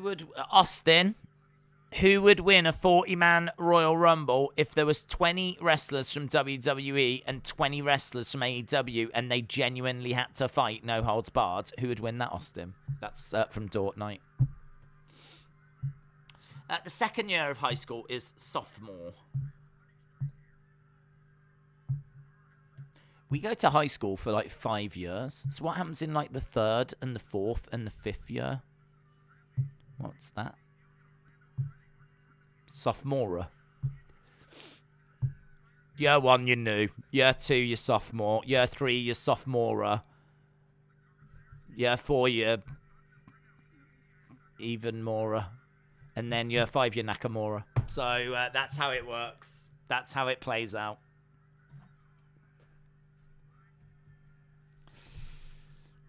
Into the corner goes Ruby. Days, please don't be nosy on our conversations.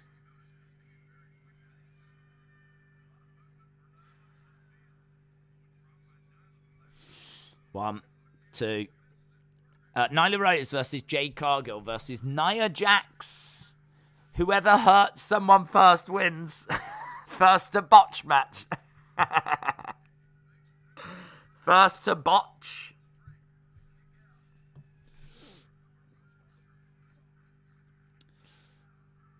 Let's go, Ruby. Suplex by Nyla Rose. Aubrey, the ref for this one, as Vicky Guerrero on the outside.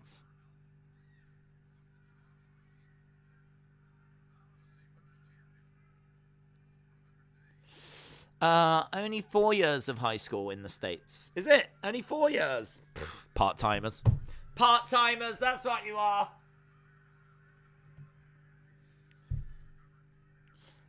Days, Chase Owens has re-signed with New Japan. Very cool. First botch match. Excellent. Aaliyah 317 wins that 40-person battle royal. I love Aaliyah 317. She's my spirit animal. She's biting!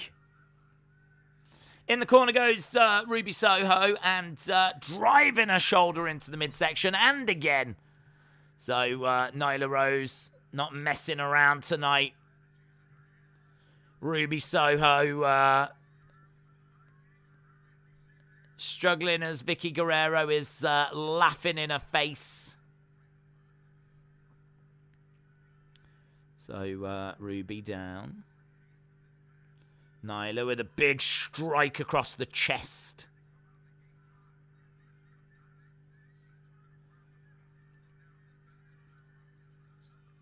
Again, Vicky cackling away.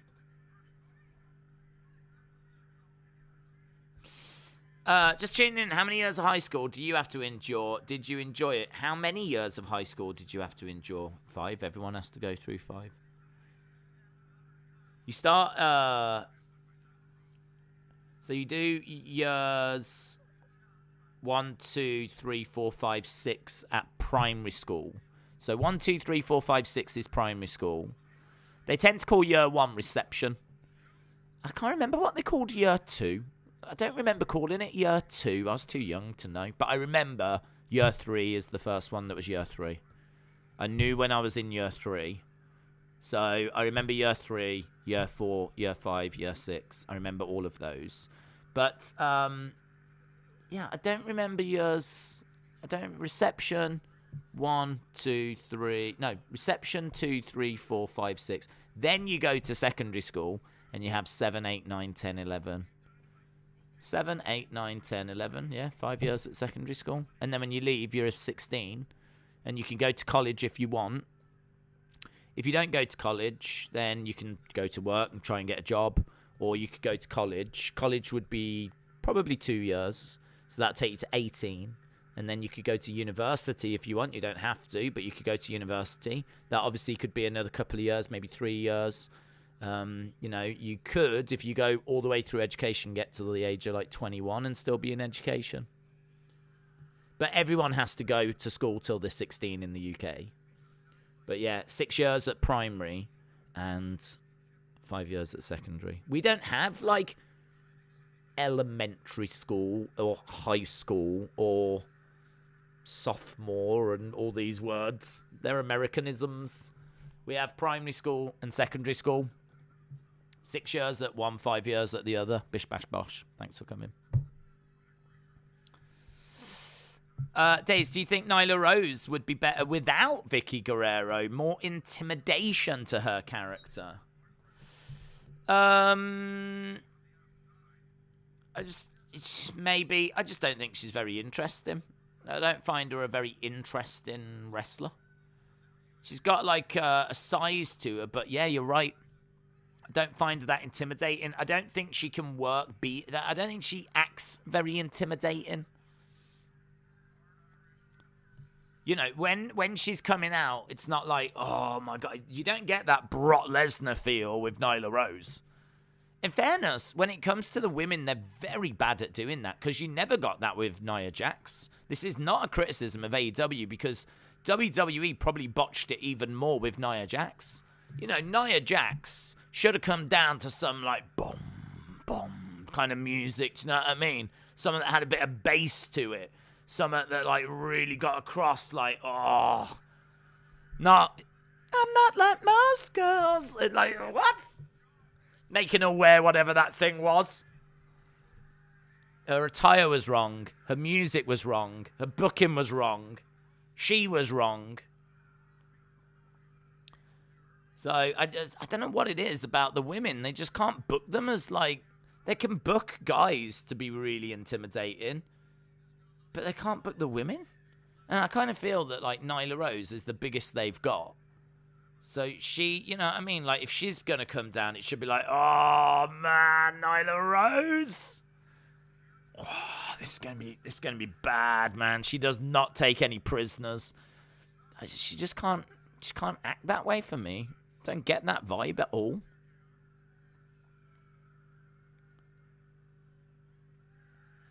Chop coming in. I think maybe some of the booking is she needed to squash some people, I think, some names. She needed to beat some names comfortably to really establish her. At the moment, she just feels like one of the girls that's a bit bigger. Let's see. Ruby has managed to get Nyla Rose on her shoulders. Is there a table set up, is there, or no? Drops her on the edge of the ring. The hard part of the ring. The hardest part of the ring. 1 Minute Wrestler said, me and Austin are legends. Elementary school, kindergarten, grade 8, high school. Elementary school, kindergarten. Grade 8. High school, 9, 13. 13 is optional, but mandatory for those who fail 12. Well, that's interesting. I never knew that. I never knew that there was another year if you fail. Like in this country, if you fail your last exams, that's it. Thanks for coming. It's interesting that, like, in Canada, if you fail your last exams, you have to stick around an extra year. 1, 2... That's actually quite a good idea. Because that way, if you fail, it's not last chance saloon.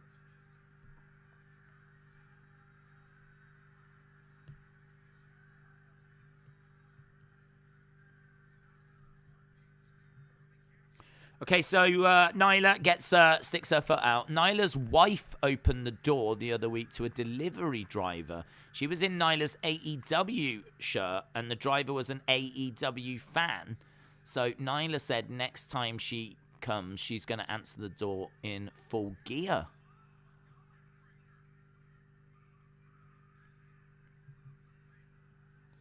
Vicky going crazy as Ruby is down. Nyla Rose going over to the corner. Chop here by Ruby.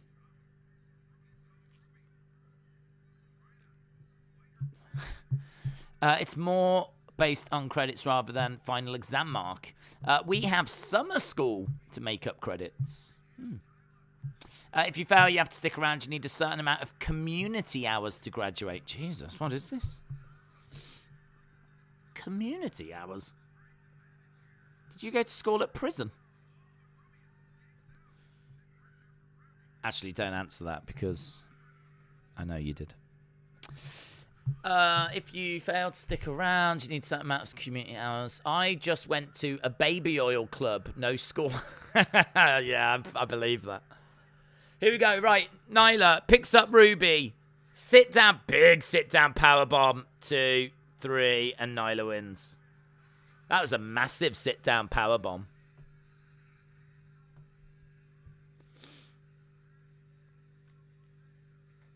Free Ali. CM Punk, MJF still to come. We've got an hour to go. We're almost at halftime. Wow, I think we are at halftime, aren't we? Get in your... we're going to hear from Hangman Page next. Get in your halftime scores. Halftime scores. Everybody, it's the halftime scores.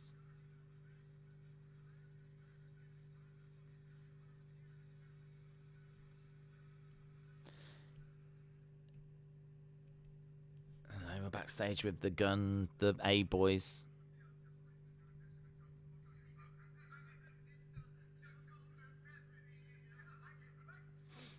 Jungle Boy was just hanging out by the backstage area and he gets jumped. Oh, we're out in the street. Oh, it's been snowing?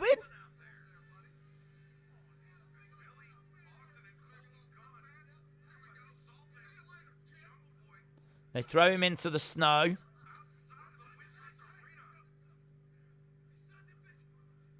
And then they run away. I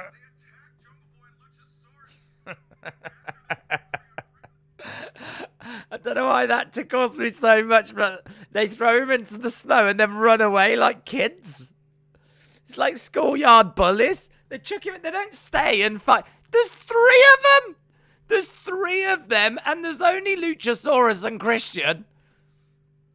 So they throw him in the snow and then run away. Ah! See you at school tomorrow, loser.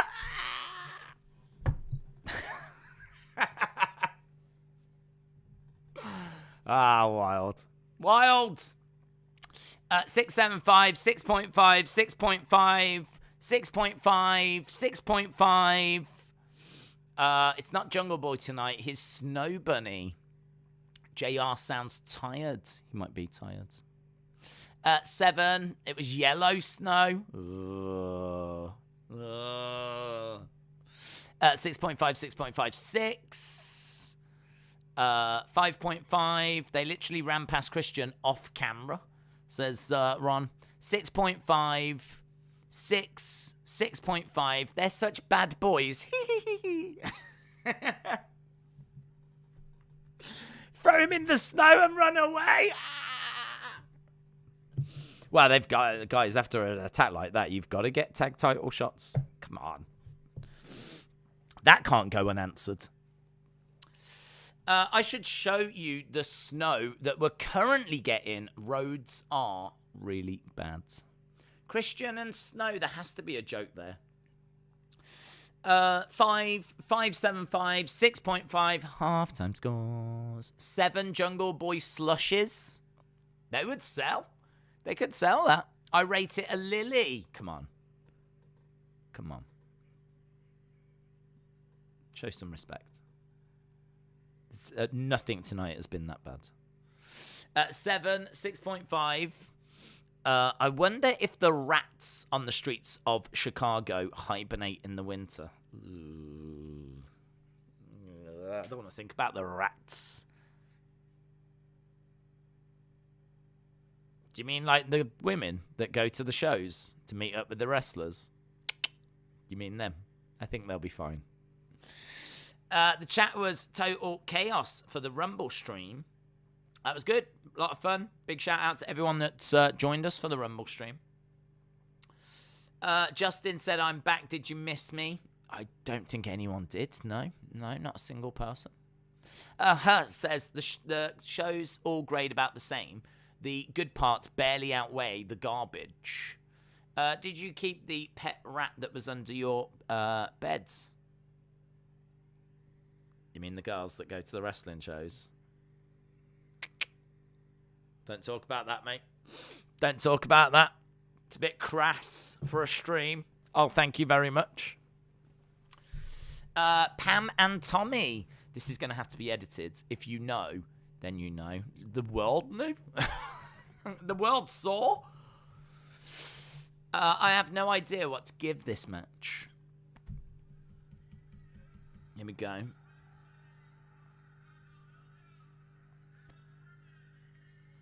AEW champion.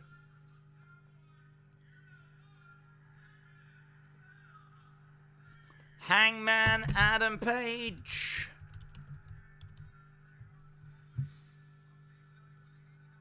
Looks good. Looks good.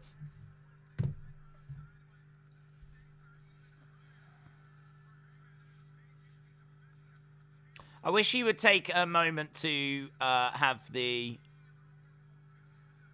with the belt. The way he carries the belt, I wish it looked like the belt meant more to him. He's just kind of got it in his hand and he's just kind of there. I wish he would come out, just take a moment to look at it, hold it up, do you know what I mean? Just take a moment with that championship. 'Cause he just kind of walks out with it in his hand, like... I wish he'd just take a second. He's always in a rush, Hangman. Doesn't he know the champion's meant to take about 20 minutes to get to the ring? That's the unwritten rule. That's the Roman Reigns rule.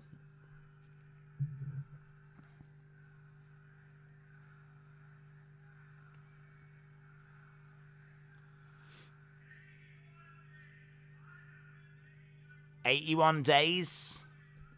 Texas Deathmatch. AEW is now copying Impact.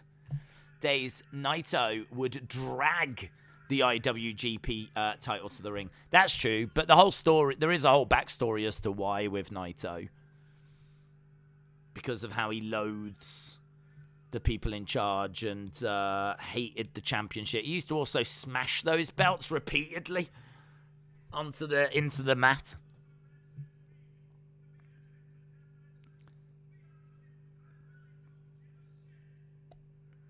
He doesn't give...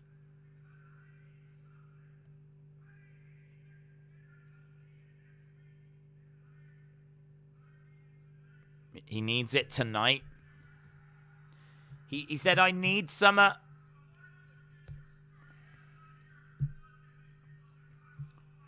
Let's give these people of Chicago a fight.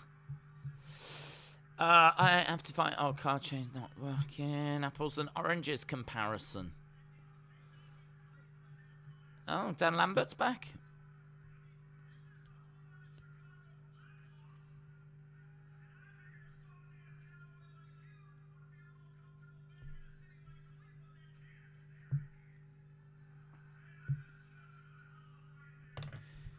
Yeah, it feels such... Jake's going to say a few words.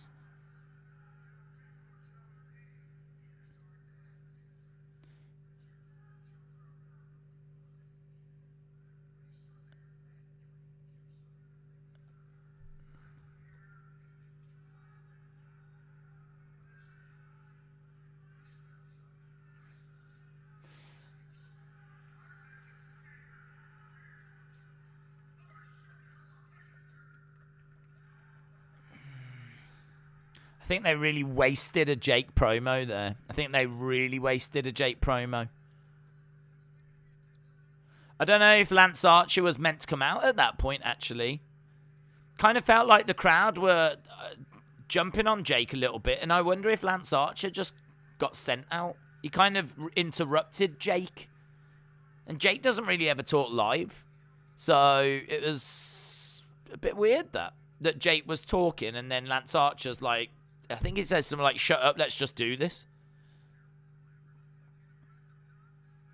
I don't know, I couldn't get a read of that.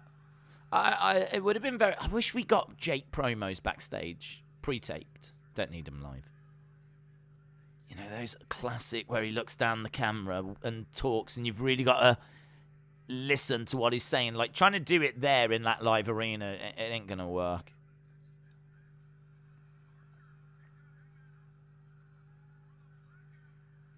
Got him up for the black... Oh, put him through a table, but...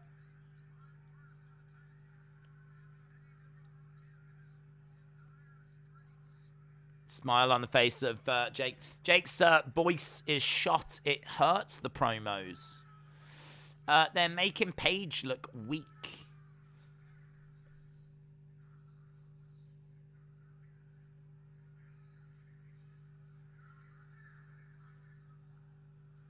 I'm going to be the new AEW champion, and I don't give a damn what anyone thinks, says Archer.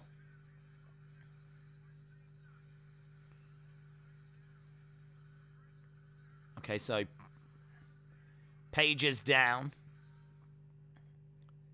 Here's Jericho.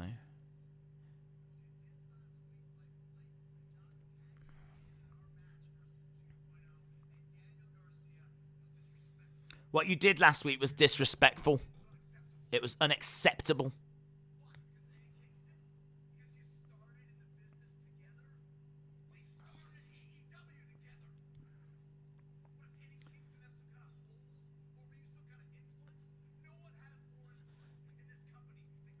No one has more influence in this company than Chris Jericho. I'm more of an influencer than Kylie Jenner.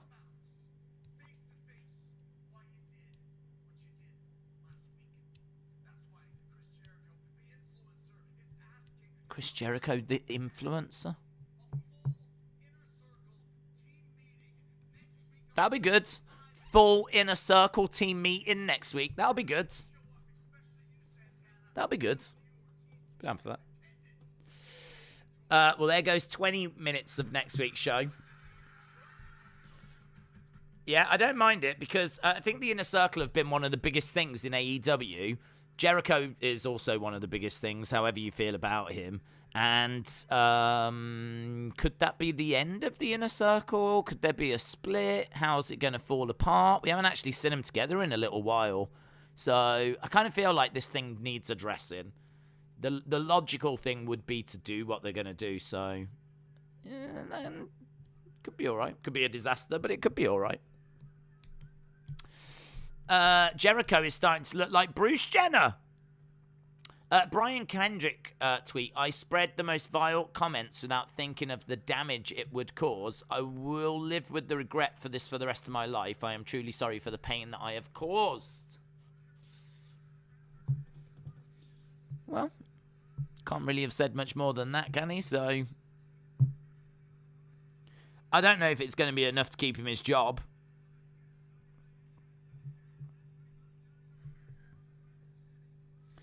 Inner Circle team meeting. The FTW World storyline is interesting.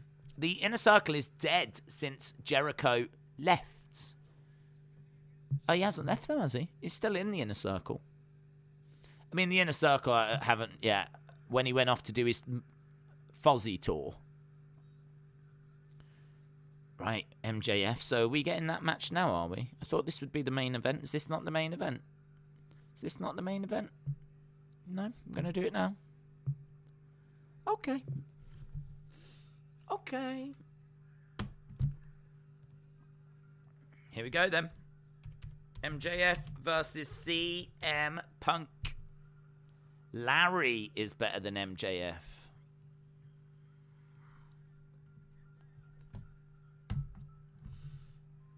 MJF getting into the ring.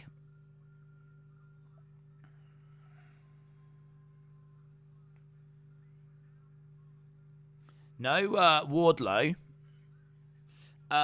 It is the main event. 46 minutes for the main event. This is the main event.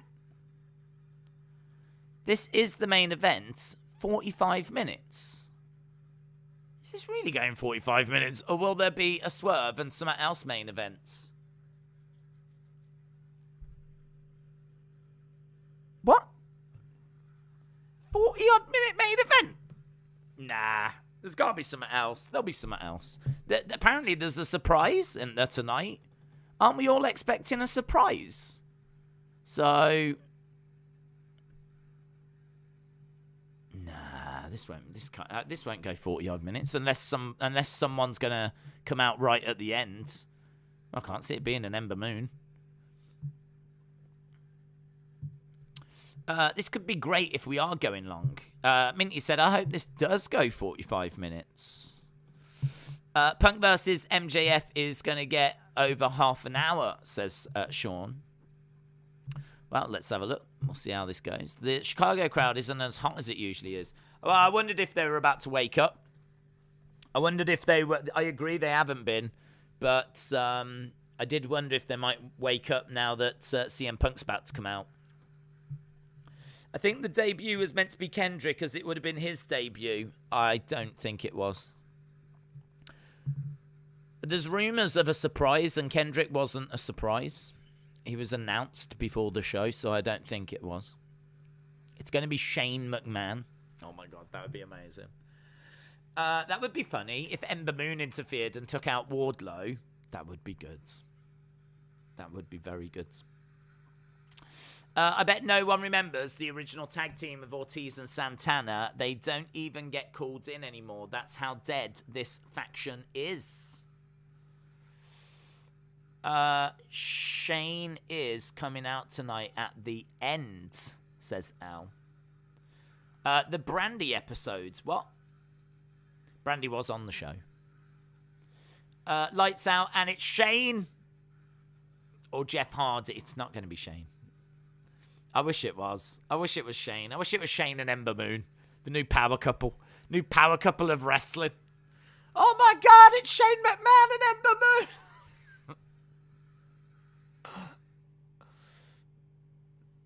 Will they coexist? Cody and Brandy versus Shane and Ember. Bucket. Dream match.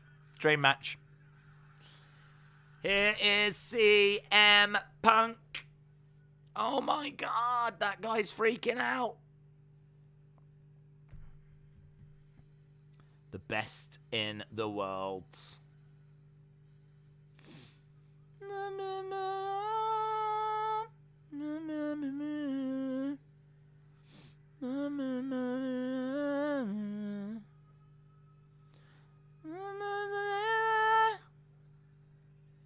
What is the Larry thing? Isn't that the name of his pet? What's the Larry thing?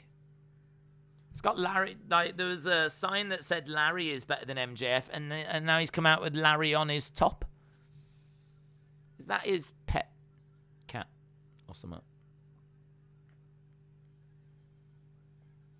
CM Punk. CM Punk. There's a guy with a box on his head in the crowds.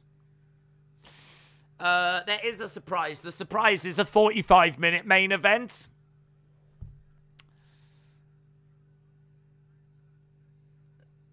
CM Punk. Larry is his dog. Larry is Punk's dog. But why is it the topic of conversation? Why has it died or something? Like, why is it on his top? And why did someone have a sign that said Larry? Why is there a lot of Larry-ness this week? What's going on? Is it his birthday or something? What's happening? It's clobbering time. Shane's going to come out and say, I now own AEW. Oh, the crowd would love that. The crowd would love it. They'd be like, yeah. I think they'd start chanting Vince's name. Be so emotional. Larry is CM Punk's favourite Three Stooge. Who's Larry? Apparently it's his dog. It's because Larry is Larry. Oh. Like Mussolini and Kennedy. I like how Punk rotates his ring gear. Well, there we go. We don't know why Larry is being mentioned so much. I don't know why someone had a sign of Larry. I don't know why Larry is on Punk's shirt and there's a picture of Larry on his back. Do you remember when he wore that top that teased Bret Hart was coming? What happened there? CM Punk. CM Punk. Right, big CM Punk chants.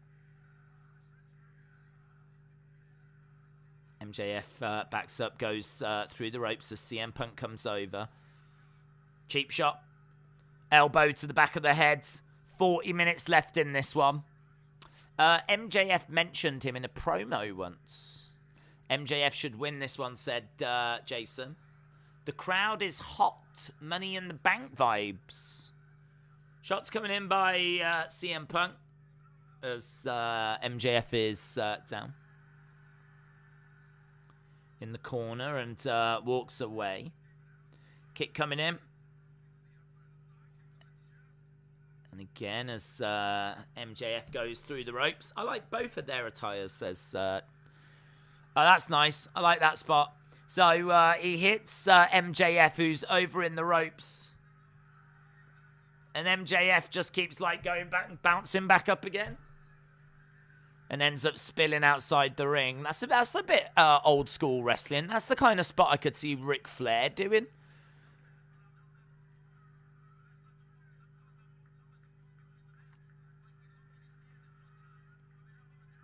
I like that.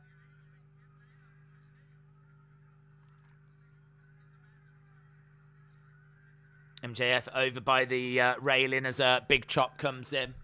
Do you think any of the people that had a non-compete clause could debut on the show? Sure.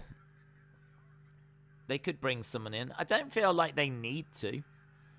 I mean, this just feels like a normal Dynamite, really. And actually a bigger than normal Dynamite because CM Punk MJF is a big main event. So I don't feel like they need to bring someone in. But there's probably some people there that definitely catches their eye.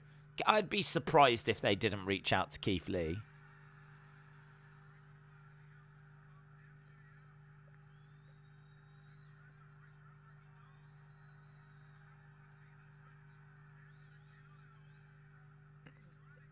CM Punk stomping away on MJF. Big CM Punk chants as CM Punk picks up MJF and puts him on top of some railings in the crowd, like a handrail. Big strike.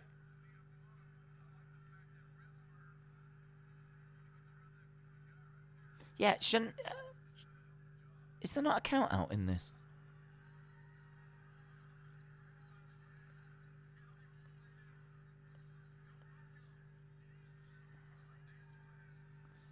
Gets thrown over the top. The ref just hit the 2. Showing off the guns.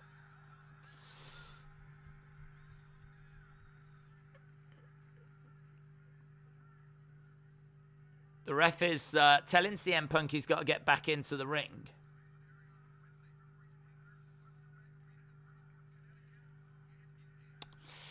What do you do? Oh, can't they are both on Parasite. The Cult of Personality is going to win. If MJF wins, we riot. Again, more CM Punk chants. CM Punk scoops up MJF, looking to plant him down. Again, looking to scoop him up. So CM Punk with a smile on his face. I think he's enjoying this as the crowd chant and ask for one more time.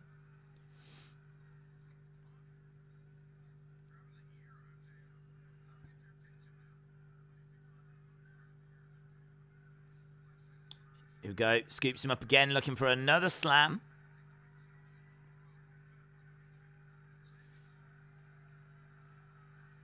CM Punk looking out at the crowds. Pace of this has slowed. They're asking for one more time. CM Punk grabbing MJF, gonna slam him again one more time. Scoops him up. Slams him down.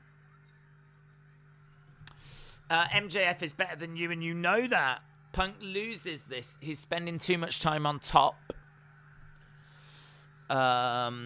Tyrus is the NWA World TV Champion, says Lee. The match just doesn't have as much excitement as it was building up over the months. MJF should win, and it would make him an even bigger heel. Do you think AEW is using Ruby Soho better or the same? I would say roughly the same. I mean, maybe a little better. I mean, she might be getting on TV a little more now. I don't know. I mean, like, she isn't really doing anything, is she? I know she got to the semi-final or the final of that tournament. I can't remember if it was semi-final or final. But, yeah, I mean, she still doesn't feel like the massive main event star that I kind of thought she could go on to become.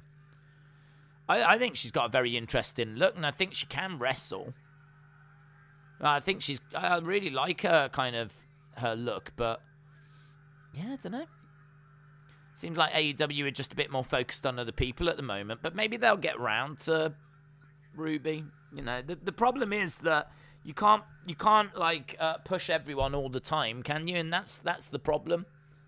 And like in AEW, they're right behind Britt Baker at the moment. They're clearly trying to build up Jade Cargill as well. And just kind of means that Ruby Soho is just kind of like bobbing along a little bit at the moment. So I'd say it's probably about the same, but I'm sure her time will come. I hope her time comes. Big chop there by CM Punk. I think Ruby Soho is just, getting used to more TV time.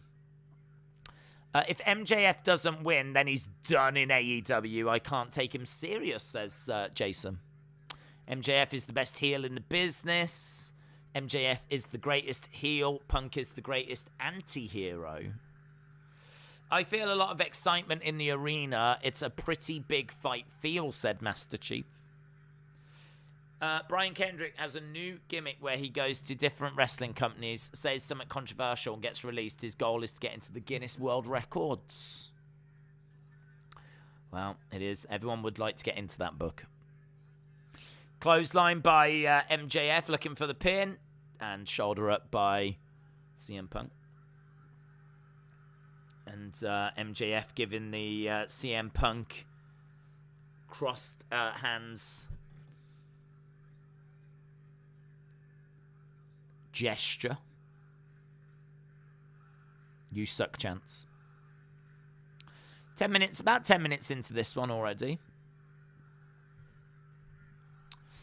She did get to the final of the TBS, says Heather. No Britt Baker tonight. Don't think so.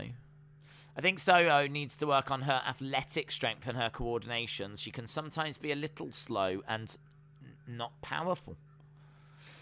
I bet Cody and CM Punk t-shirts are on sale now. Leo Rush has got that world record. 2 count.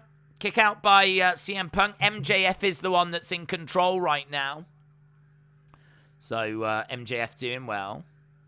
Are they doing this for 30 more minutes? I don't know.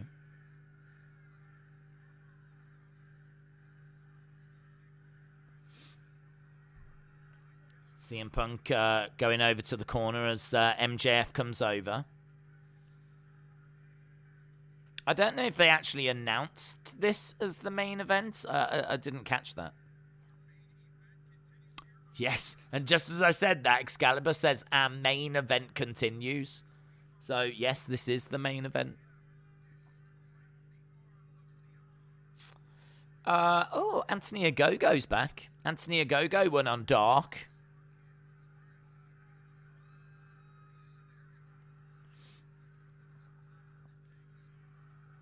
MJF and CM Punk in the corner then. Marina Shafir winning on Dark again as well. CM Punk comes crashing down on MJF.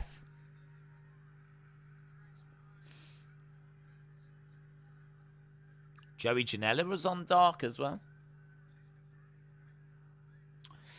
Do you think AEW is milking the AEW crowds? Him coming home every year is kind of dumb, says Ronnie. Wow, I mean, it's more than every year. I don't know if they're milking it. I mean, it's probably the right place to do this because you're going to get the biggest reaction here. So, I mean, they definitely are milking it. Running Bulldog. But this is a guaranteed hot crowd for them. So, yeah, you might as well build up this feud and then do the big payoff match in front of a crowd that's going to be really engaged in it. Because that is just going to make the TV more engaging. So, I'm not really down on it. I'm not really down on it. But they do obviously need to try and get hot crowds in other places as well as Chicago. I think, is it Philadelphia that's normally quite good, and Miami? I think Miami and Philadelphia have proven to be quite good crowds. Slam on the edge of the ring. London should be good. UK crowds are always good. We've got that kind of soccer, football mentality with the chanting and everything, and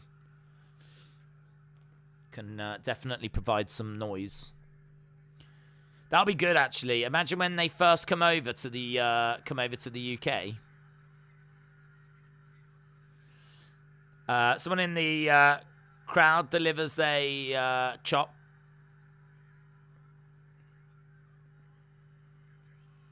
Would that? I mean, this is nitpicking, but would that not qualify as a DQ? Is that not like outside interference? Like, this is a match between these two, so someone in the crowd doing that. Is that not a DQ? Only asking the question. I'm not bothered, but I just wondered. To kick out. That was Bilal Muhammad that slapped him. It definitely should be a DQ. Wasn't Fighter Fest supposed to be in the UK?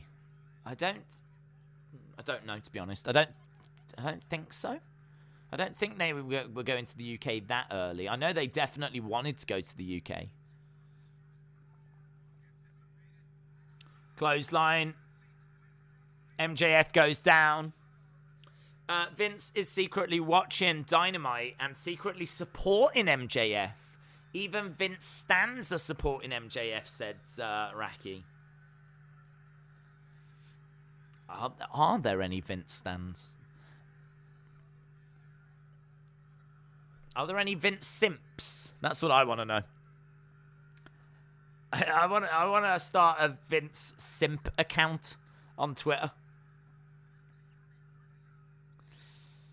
So MJF is choking CM Punk, and the referee doesn't know.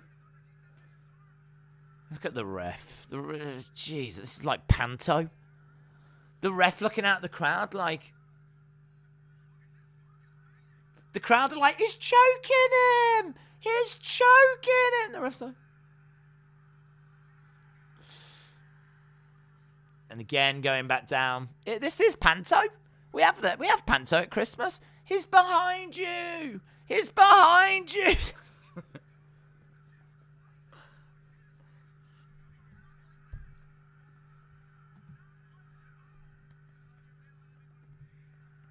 CM Punk chants. Punk is fading.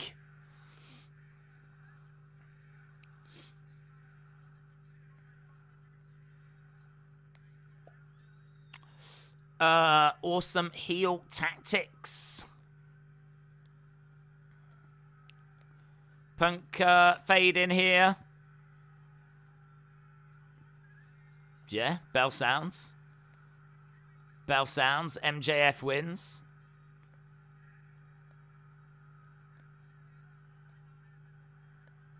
MJF wins thanks to choking out CM Punk.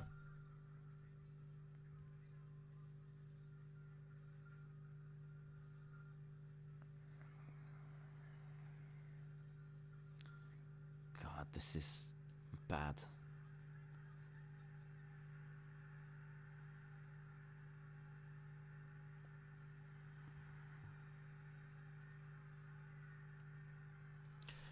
It's so phony and fake and painful. The ref is not doing a good job at this.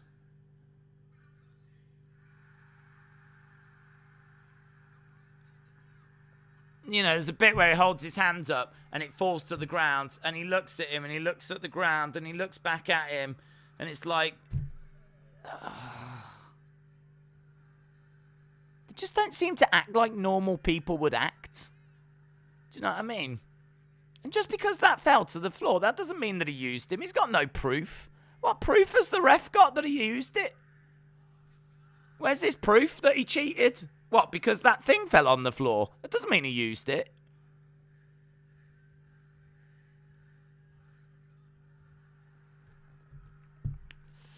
That is horrible booking. I think on paper, in a room, to be fair, you could come up with that idea and you could go, okay, we could make this work. I wouldn't have done it that way. It might have been better if a second ref had come down and shown a replay, or something, shown the replay and shown that it had been choking out. But you don't get video replays in wrestling. We've never had video replays, so you couldn't really go that way. But him dropping that thing to the ground and them both kind of looking at each other and then looking at it, and then the ref, for no reason, deciding, well, that must mean he cheated. That must mean he cheated. Look, that thing just fell on the floor, so he must have cheated.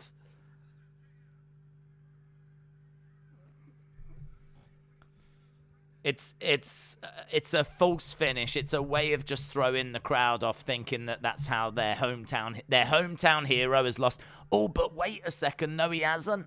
That's what it's designed to do, of course, but it doesn't do it in a satisfying way. Not for me, anyway.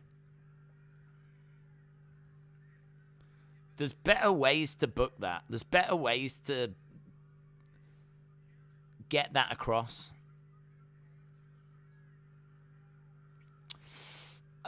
This is dumb. If it was no DQ, then why restart the match? Continuing the match after Punk got cheated is still at a disadvantage. AEW needs Regal. The ref didn't count when they were out by the fan, but MJF should be DQ'd. I mean, that is true, isn't it? CM Punk's just been choked out, right? So that weapon has done its job, and so the referee has decided the right course of action isn't to disqualify MJF and reverse the decision. It isn't to actually penalize, but actually, let's just carry on. Let's just carry on. I bet CM Punk's like, I can't breathe. I've just been choked out. I can't actually get oxygen into my body. He was just choking me out for about 5 minutes and you never saw because you're a rubbish ref. And now I've got to continue.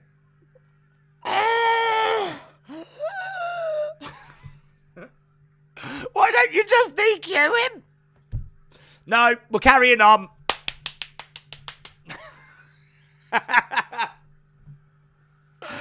We're going to carry on. Oh, Jesus, I'm going to speak to Tony Khan.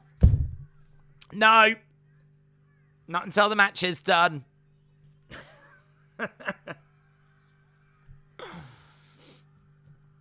Oh. Never change wrestling. Never change. Shoulder tackle through the ropes.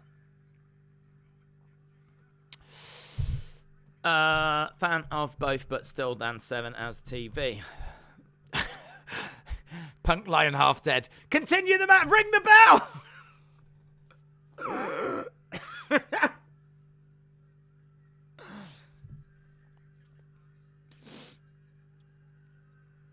Smile on the face of MJF.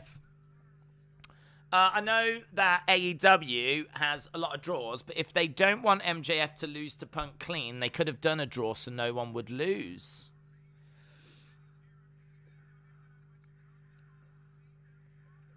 CM Punk chants.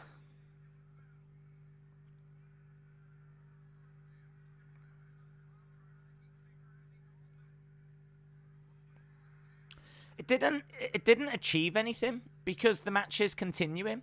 So it's not a finish. So nothing's been achieved by that. Apart from the fact that the Chicago fans thought Punk had lost. But actually we're going to continue the match. That's all it's achieved. It's just a little moment during the match. That's it. That's its only purpose. But we're still going to have to get a result here, and someone's still going to have to win. I still stand by, I'm guessing Wardlow interferes, is my guess.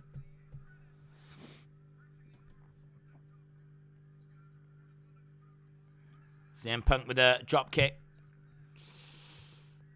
We've still got 20 minutes. Happy Corbin is the worst act in WWE. What's up with the guy with the box on his head? I don't know. Underrated, over it. That's what it says. I'm guessing he's maybe a bit lonely. And he wants to be AEW's green shirt guy or something. I can only imagine it's that. I mean, in all fairness, if you are pretty lonely, putting a box over your head to alienate yourself further probably isn't the best way forward, but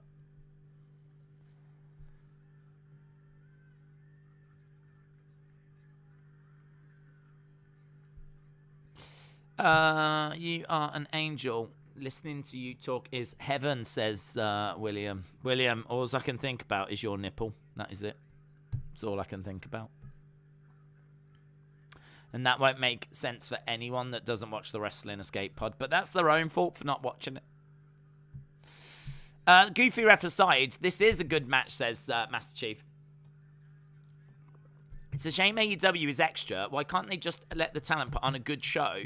Yeah, I honestly don't know how long we've been saying that for. AEW have the ingredients to put on a really good show, and they always just go too far. They always do too. I don't know if they're trying too hard, and that's the problem, is that they're actually really thinking things to entertain the fans, and they're overthinking things, and they're doing too much. But it's just they always seem to come up with a good idea. Case in point would be the Blood and Guts match. I thought that match was brilliant, loved it, and then they do that stupid finish. And that's all everyone talks about is Jericho falling into the crash mat off the top of that thing. That did not need to happen. If you'd have just ended that match, would have been one of my favourite matches in AEW history. Or the exploding barbed wire match. Wasn't really to my taste, but the match itself was passable. It was all right. And then you get, the finish, and that's all people talk about. It's history just constantly repeating itself where they try to do something and they always go a bit too far, and then the AEW fans go, nah, it's fine because the rest of the match was fine, and other fans look at that one moment and point and laugh at it, and so you've got WWE fans that have got a plethora of things they can laugh at AEW about. You've got AEW fans just going, okay, well, ignore that bit, but, everything else is really good. And it's just, I find myself just getting a bit frustrated with it. Because I don't want to sit here and, laugh at, those kind of moments. I want to enjoy, Bryan Danielson, and I want to enjoy Serena Deeb, and I want to enjoy a good match between CM Punk and MJF, But those moments for me do get in the way.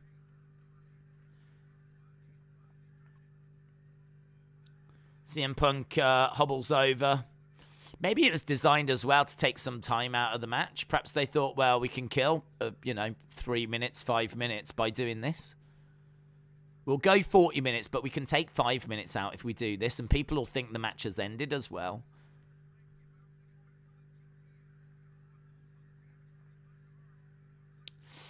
MJF slapped was the greatest part of that match. We got CM Punk over by the side of the rope. Strike coming in by MJF. Chop coming back. 15 minutes to go. Another forearm strike coming in by MJF. The box guy is far from lonely. He is dating Penelope Ford and is from the UK. What, the box guy is Kip Sabian? Isn't Kip Sabian dating Penelope Ford? Is the box guy Kip Sabian? You're telling me that's not a fan, that's a wrestler.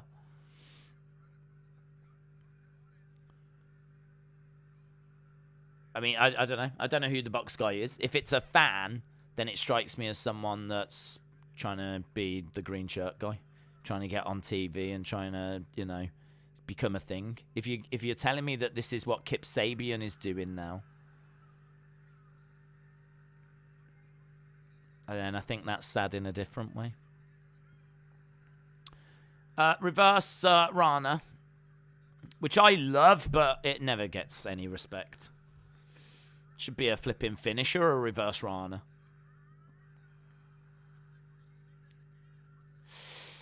Hometown wrestler wins is always a good idea.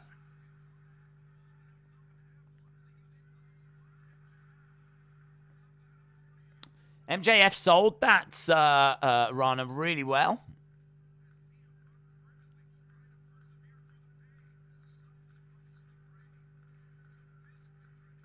He's wobbly on his feet and CM Punk goes down.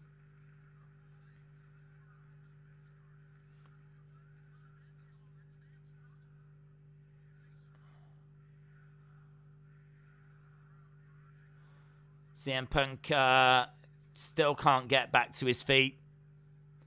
13 minutes to go.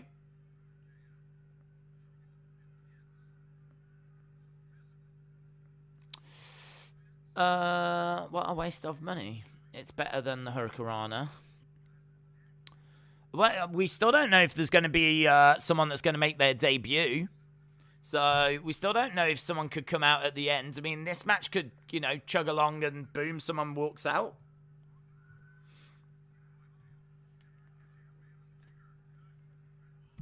MJF takes CM Punk's legs from underneath him.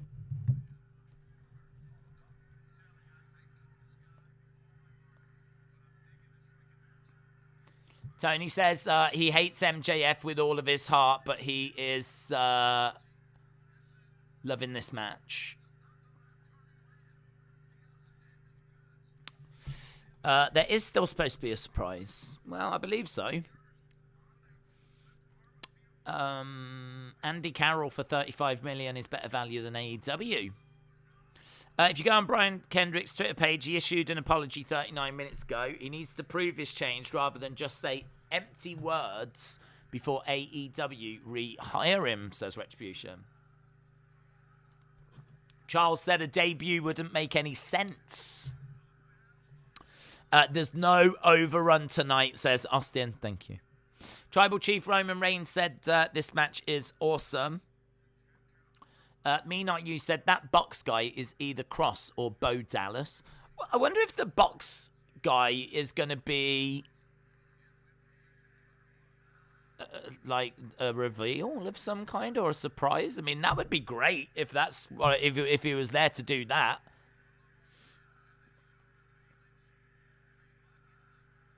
What are they shouting? Ref in the corner. Low blow by MJF. CM Punk goes down. 1, 2. From a kayfabe point of view, this referee should lose his job after this match. Straight up, from a if I was Tony Khan in kayfabe, obviously not in real life because he's only doing what he's meant to do, but in kayfabe, this referee is so incompetent that, you know, I mean, one of the wrestlers got choked out and he didn't notice. Now there's been a low blow. He didn't notice. We went into the crowd for ages. There was no count out. Member of the crowd slapped one of the wrestlers. There was no repercussion. Like, I think the ref's doing a rubbish job. But obviously it's booked that way.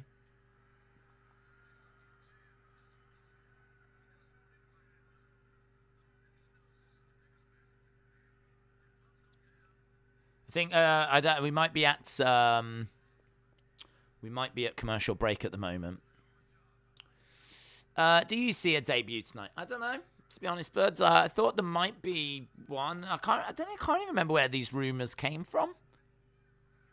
I don't know if they came from the fact the 90-day things are up, or if someone actually said there would be one tonight. I don't know. But I've definitely heard the buzz that it is expected that there was something tonight.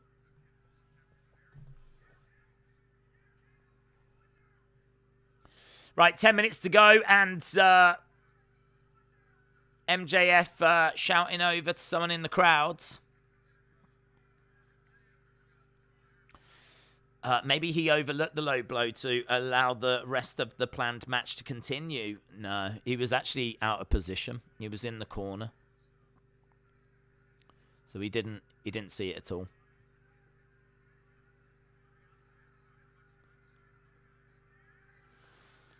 Leg wrap around the ring post.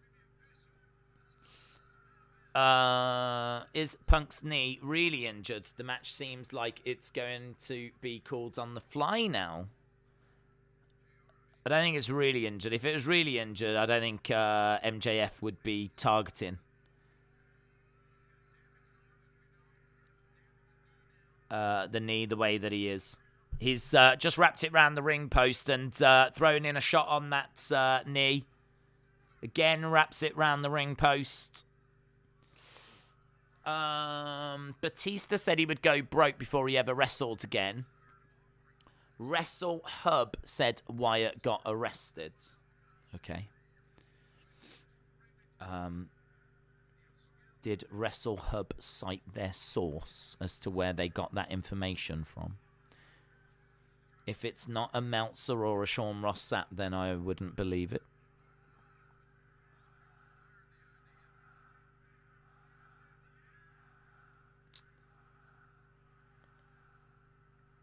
Okay, 8 minutes. MJF throws some tape into the crowd. It gets thrown back again.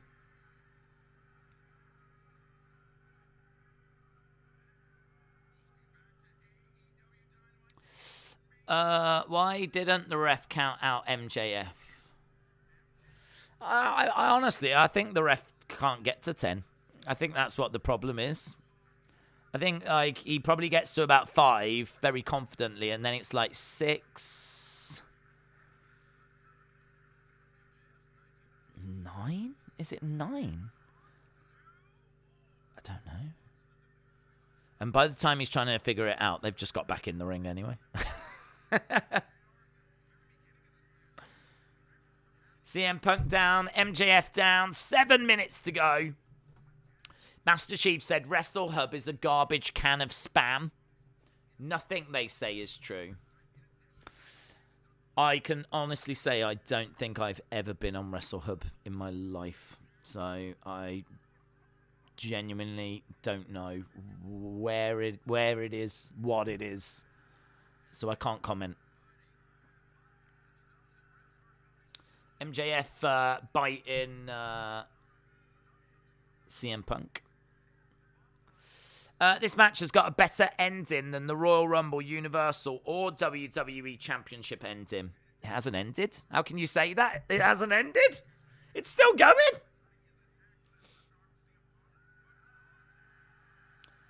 CM Punk's biting MJF.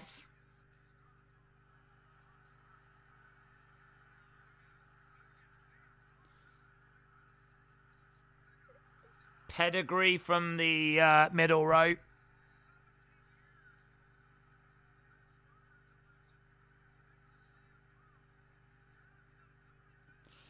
MJF is down. Of course, I'll say about pedigree. Yep. 5 minutes to go.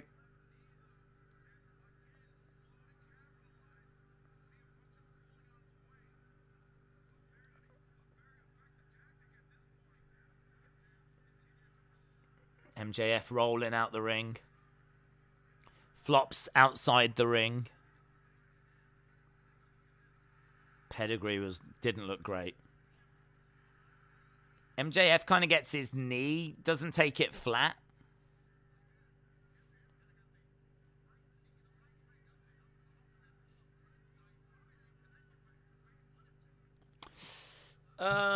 Is MJF done? No.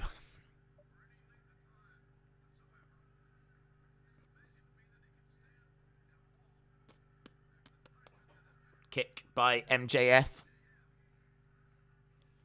He's got CM Punk up into a tombstone position. Nice reversal by CM Punk.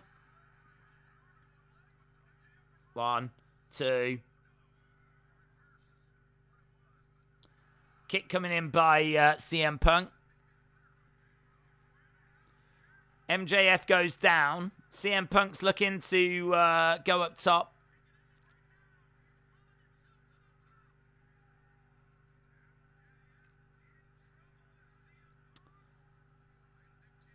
Elbow drop. Macho Man. 1, 2. Shoulder up. Shoulder up by MJF. The surprise at the end will be William. There won't be a debut. They'll give Punk the dub and send the crowd home happy. AEW chants.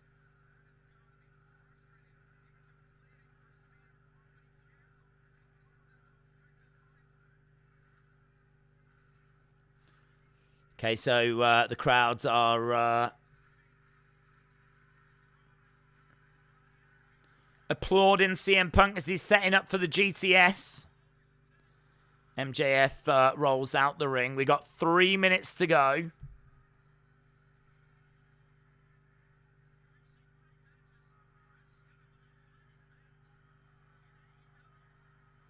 And here comes Wardlow.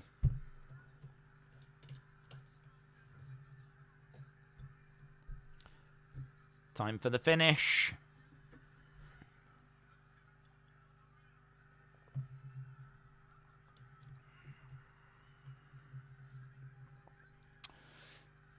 They have to call it a pedigree due to a non-sponsorship with Pepsi.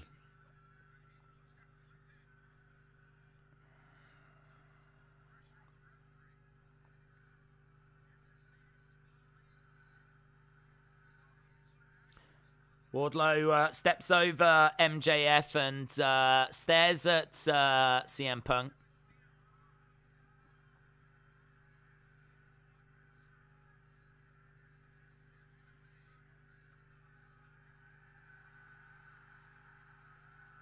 Wardlow moves out the way.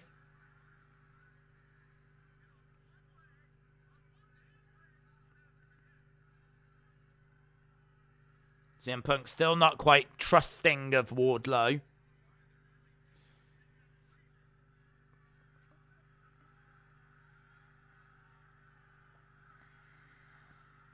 Referee has got himself into a really stupid position again. MJF with the ring.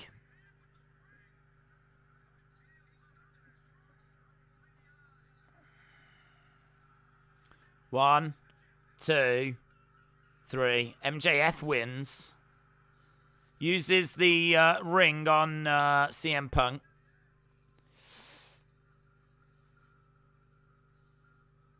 Not the way I thought it was going to play out. It's not clean. I didn't expect it to finish clean. It hasn't ended clean.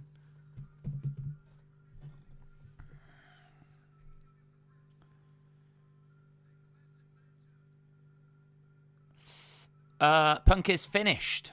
Buried.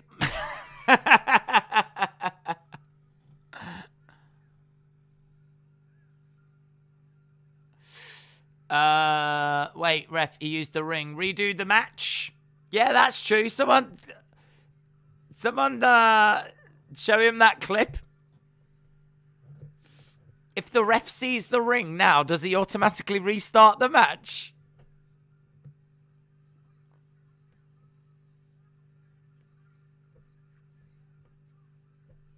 Wardlow passed the ring to MJF.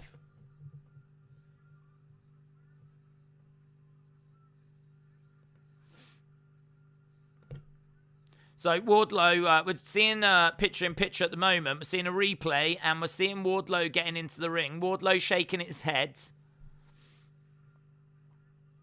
As MJF's got a smile on his face.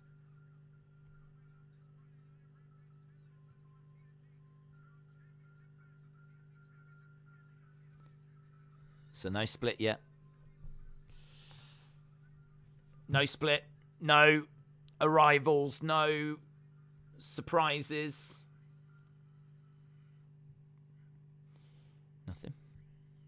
Nothing.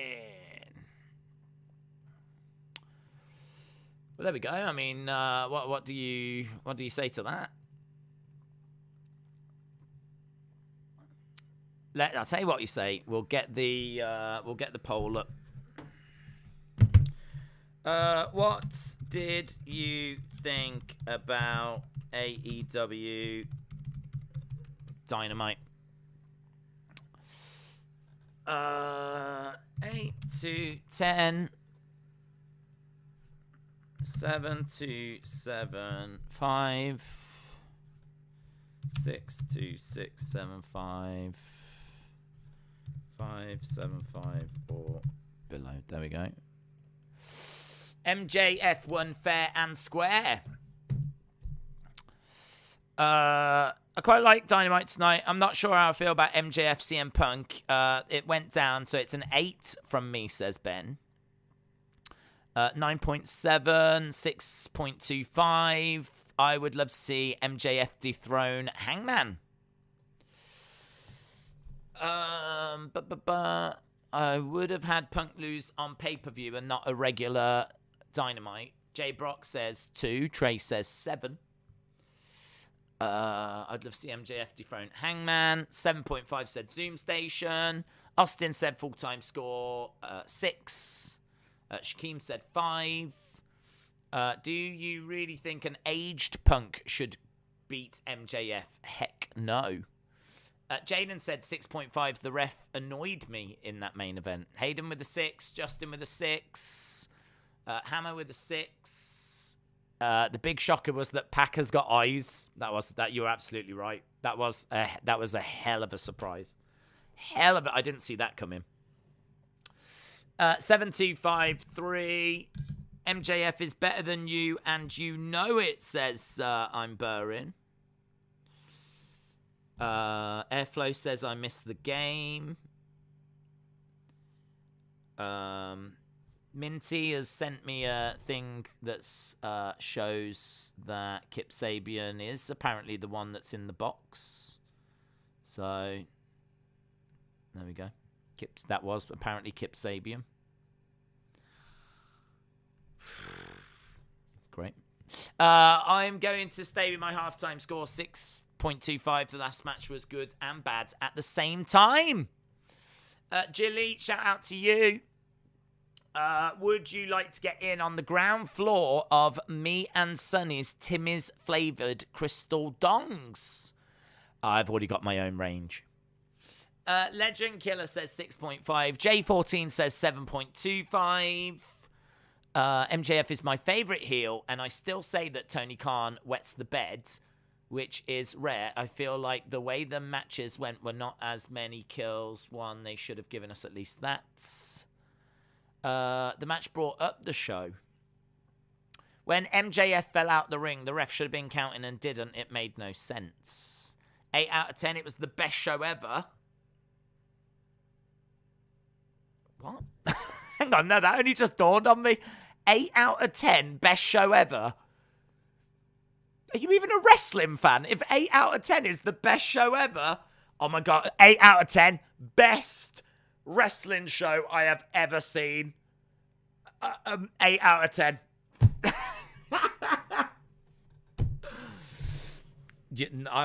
There is nothing I can argue about with that. Nothing I could argue about with that. It's perfect. 8 out of 10. 8 out of 10. It's the best wrestling show ever.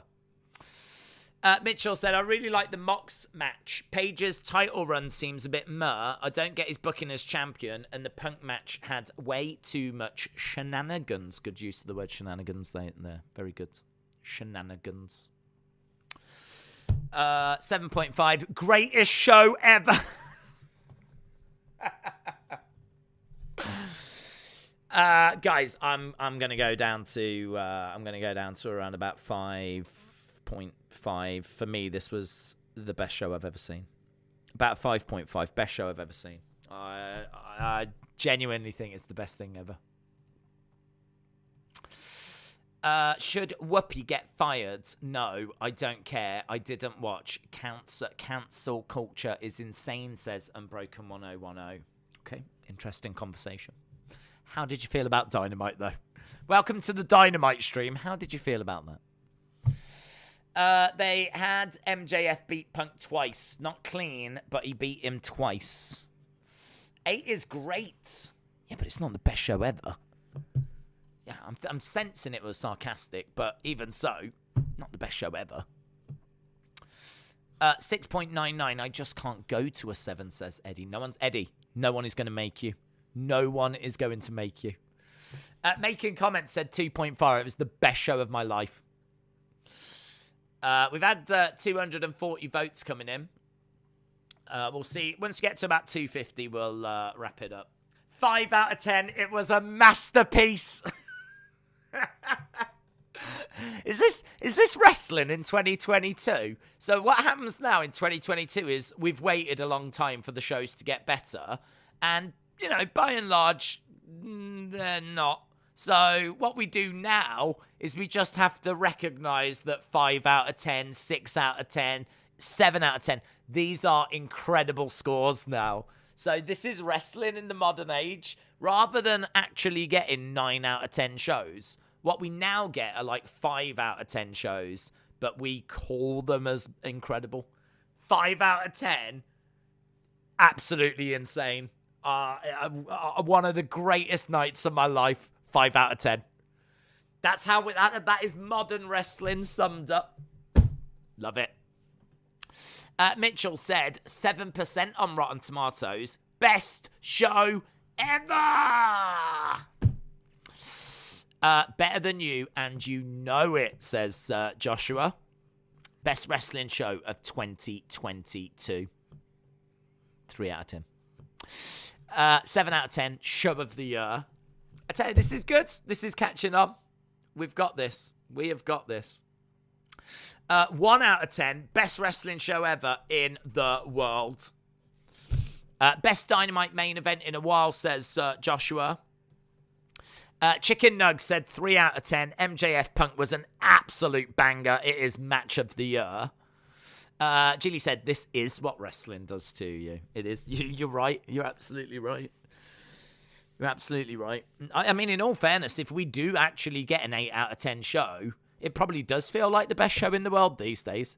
If ever a show can actually get to a legit, realistic, hand on heart, that is 100,000%, I could be waterboarded and I would not change my mind. That is an 8 out of 10 show. That probably would feel like the best show in the world right now. Because I don't know the last time I got to those dizzy heights of getting to like an 8 out of 10.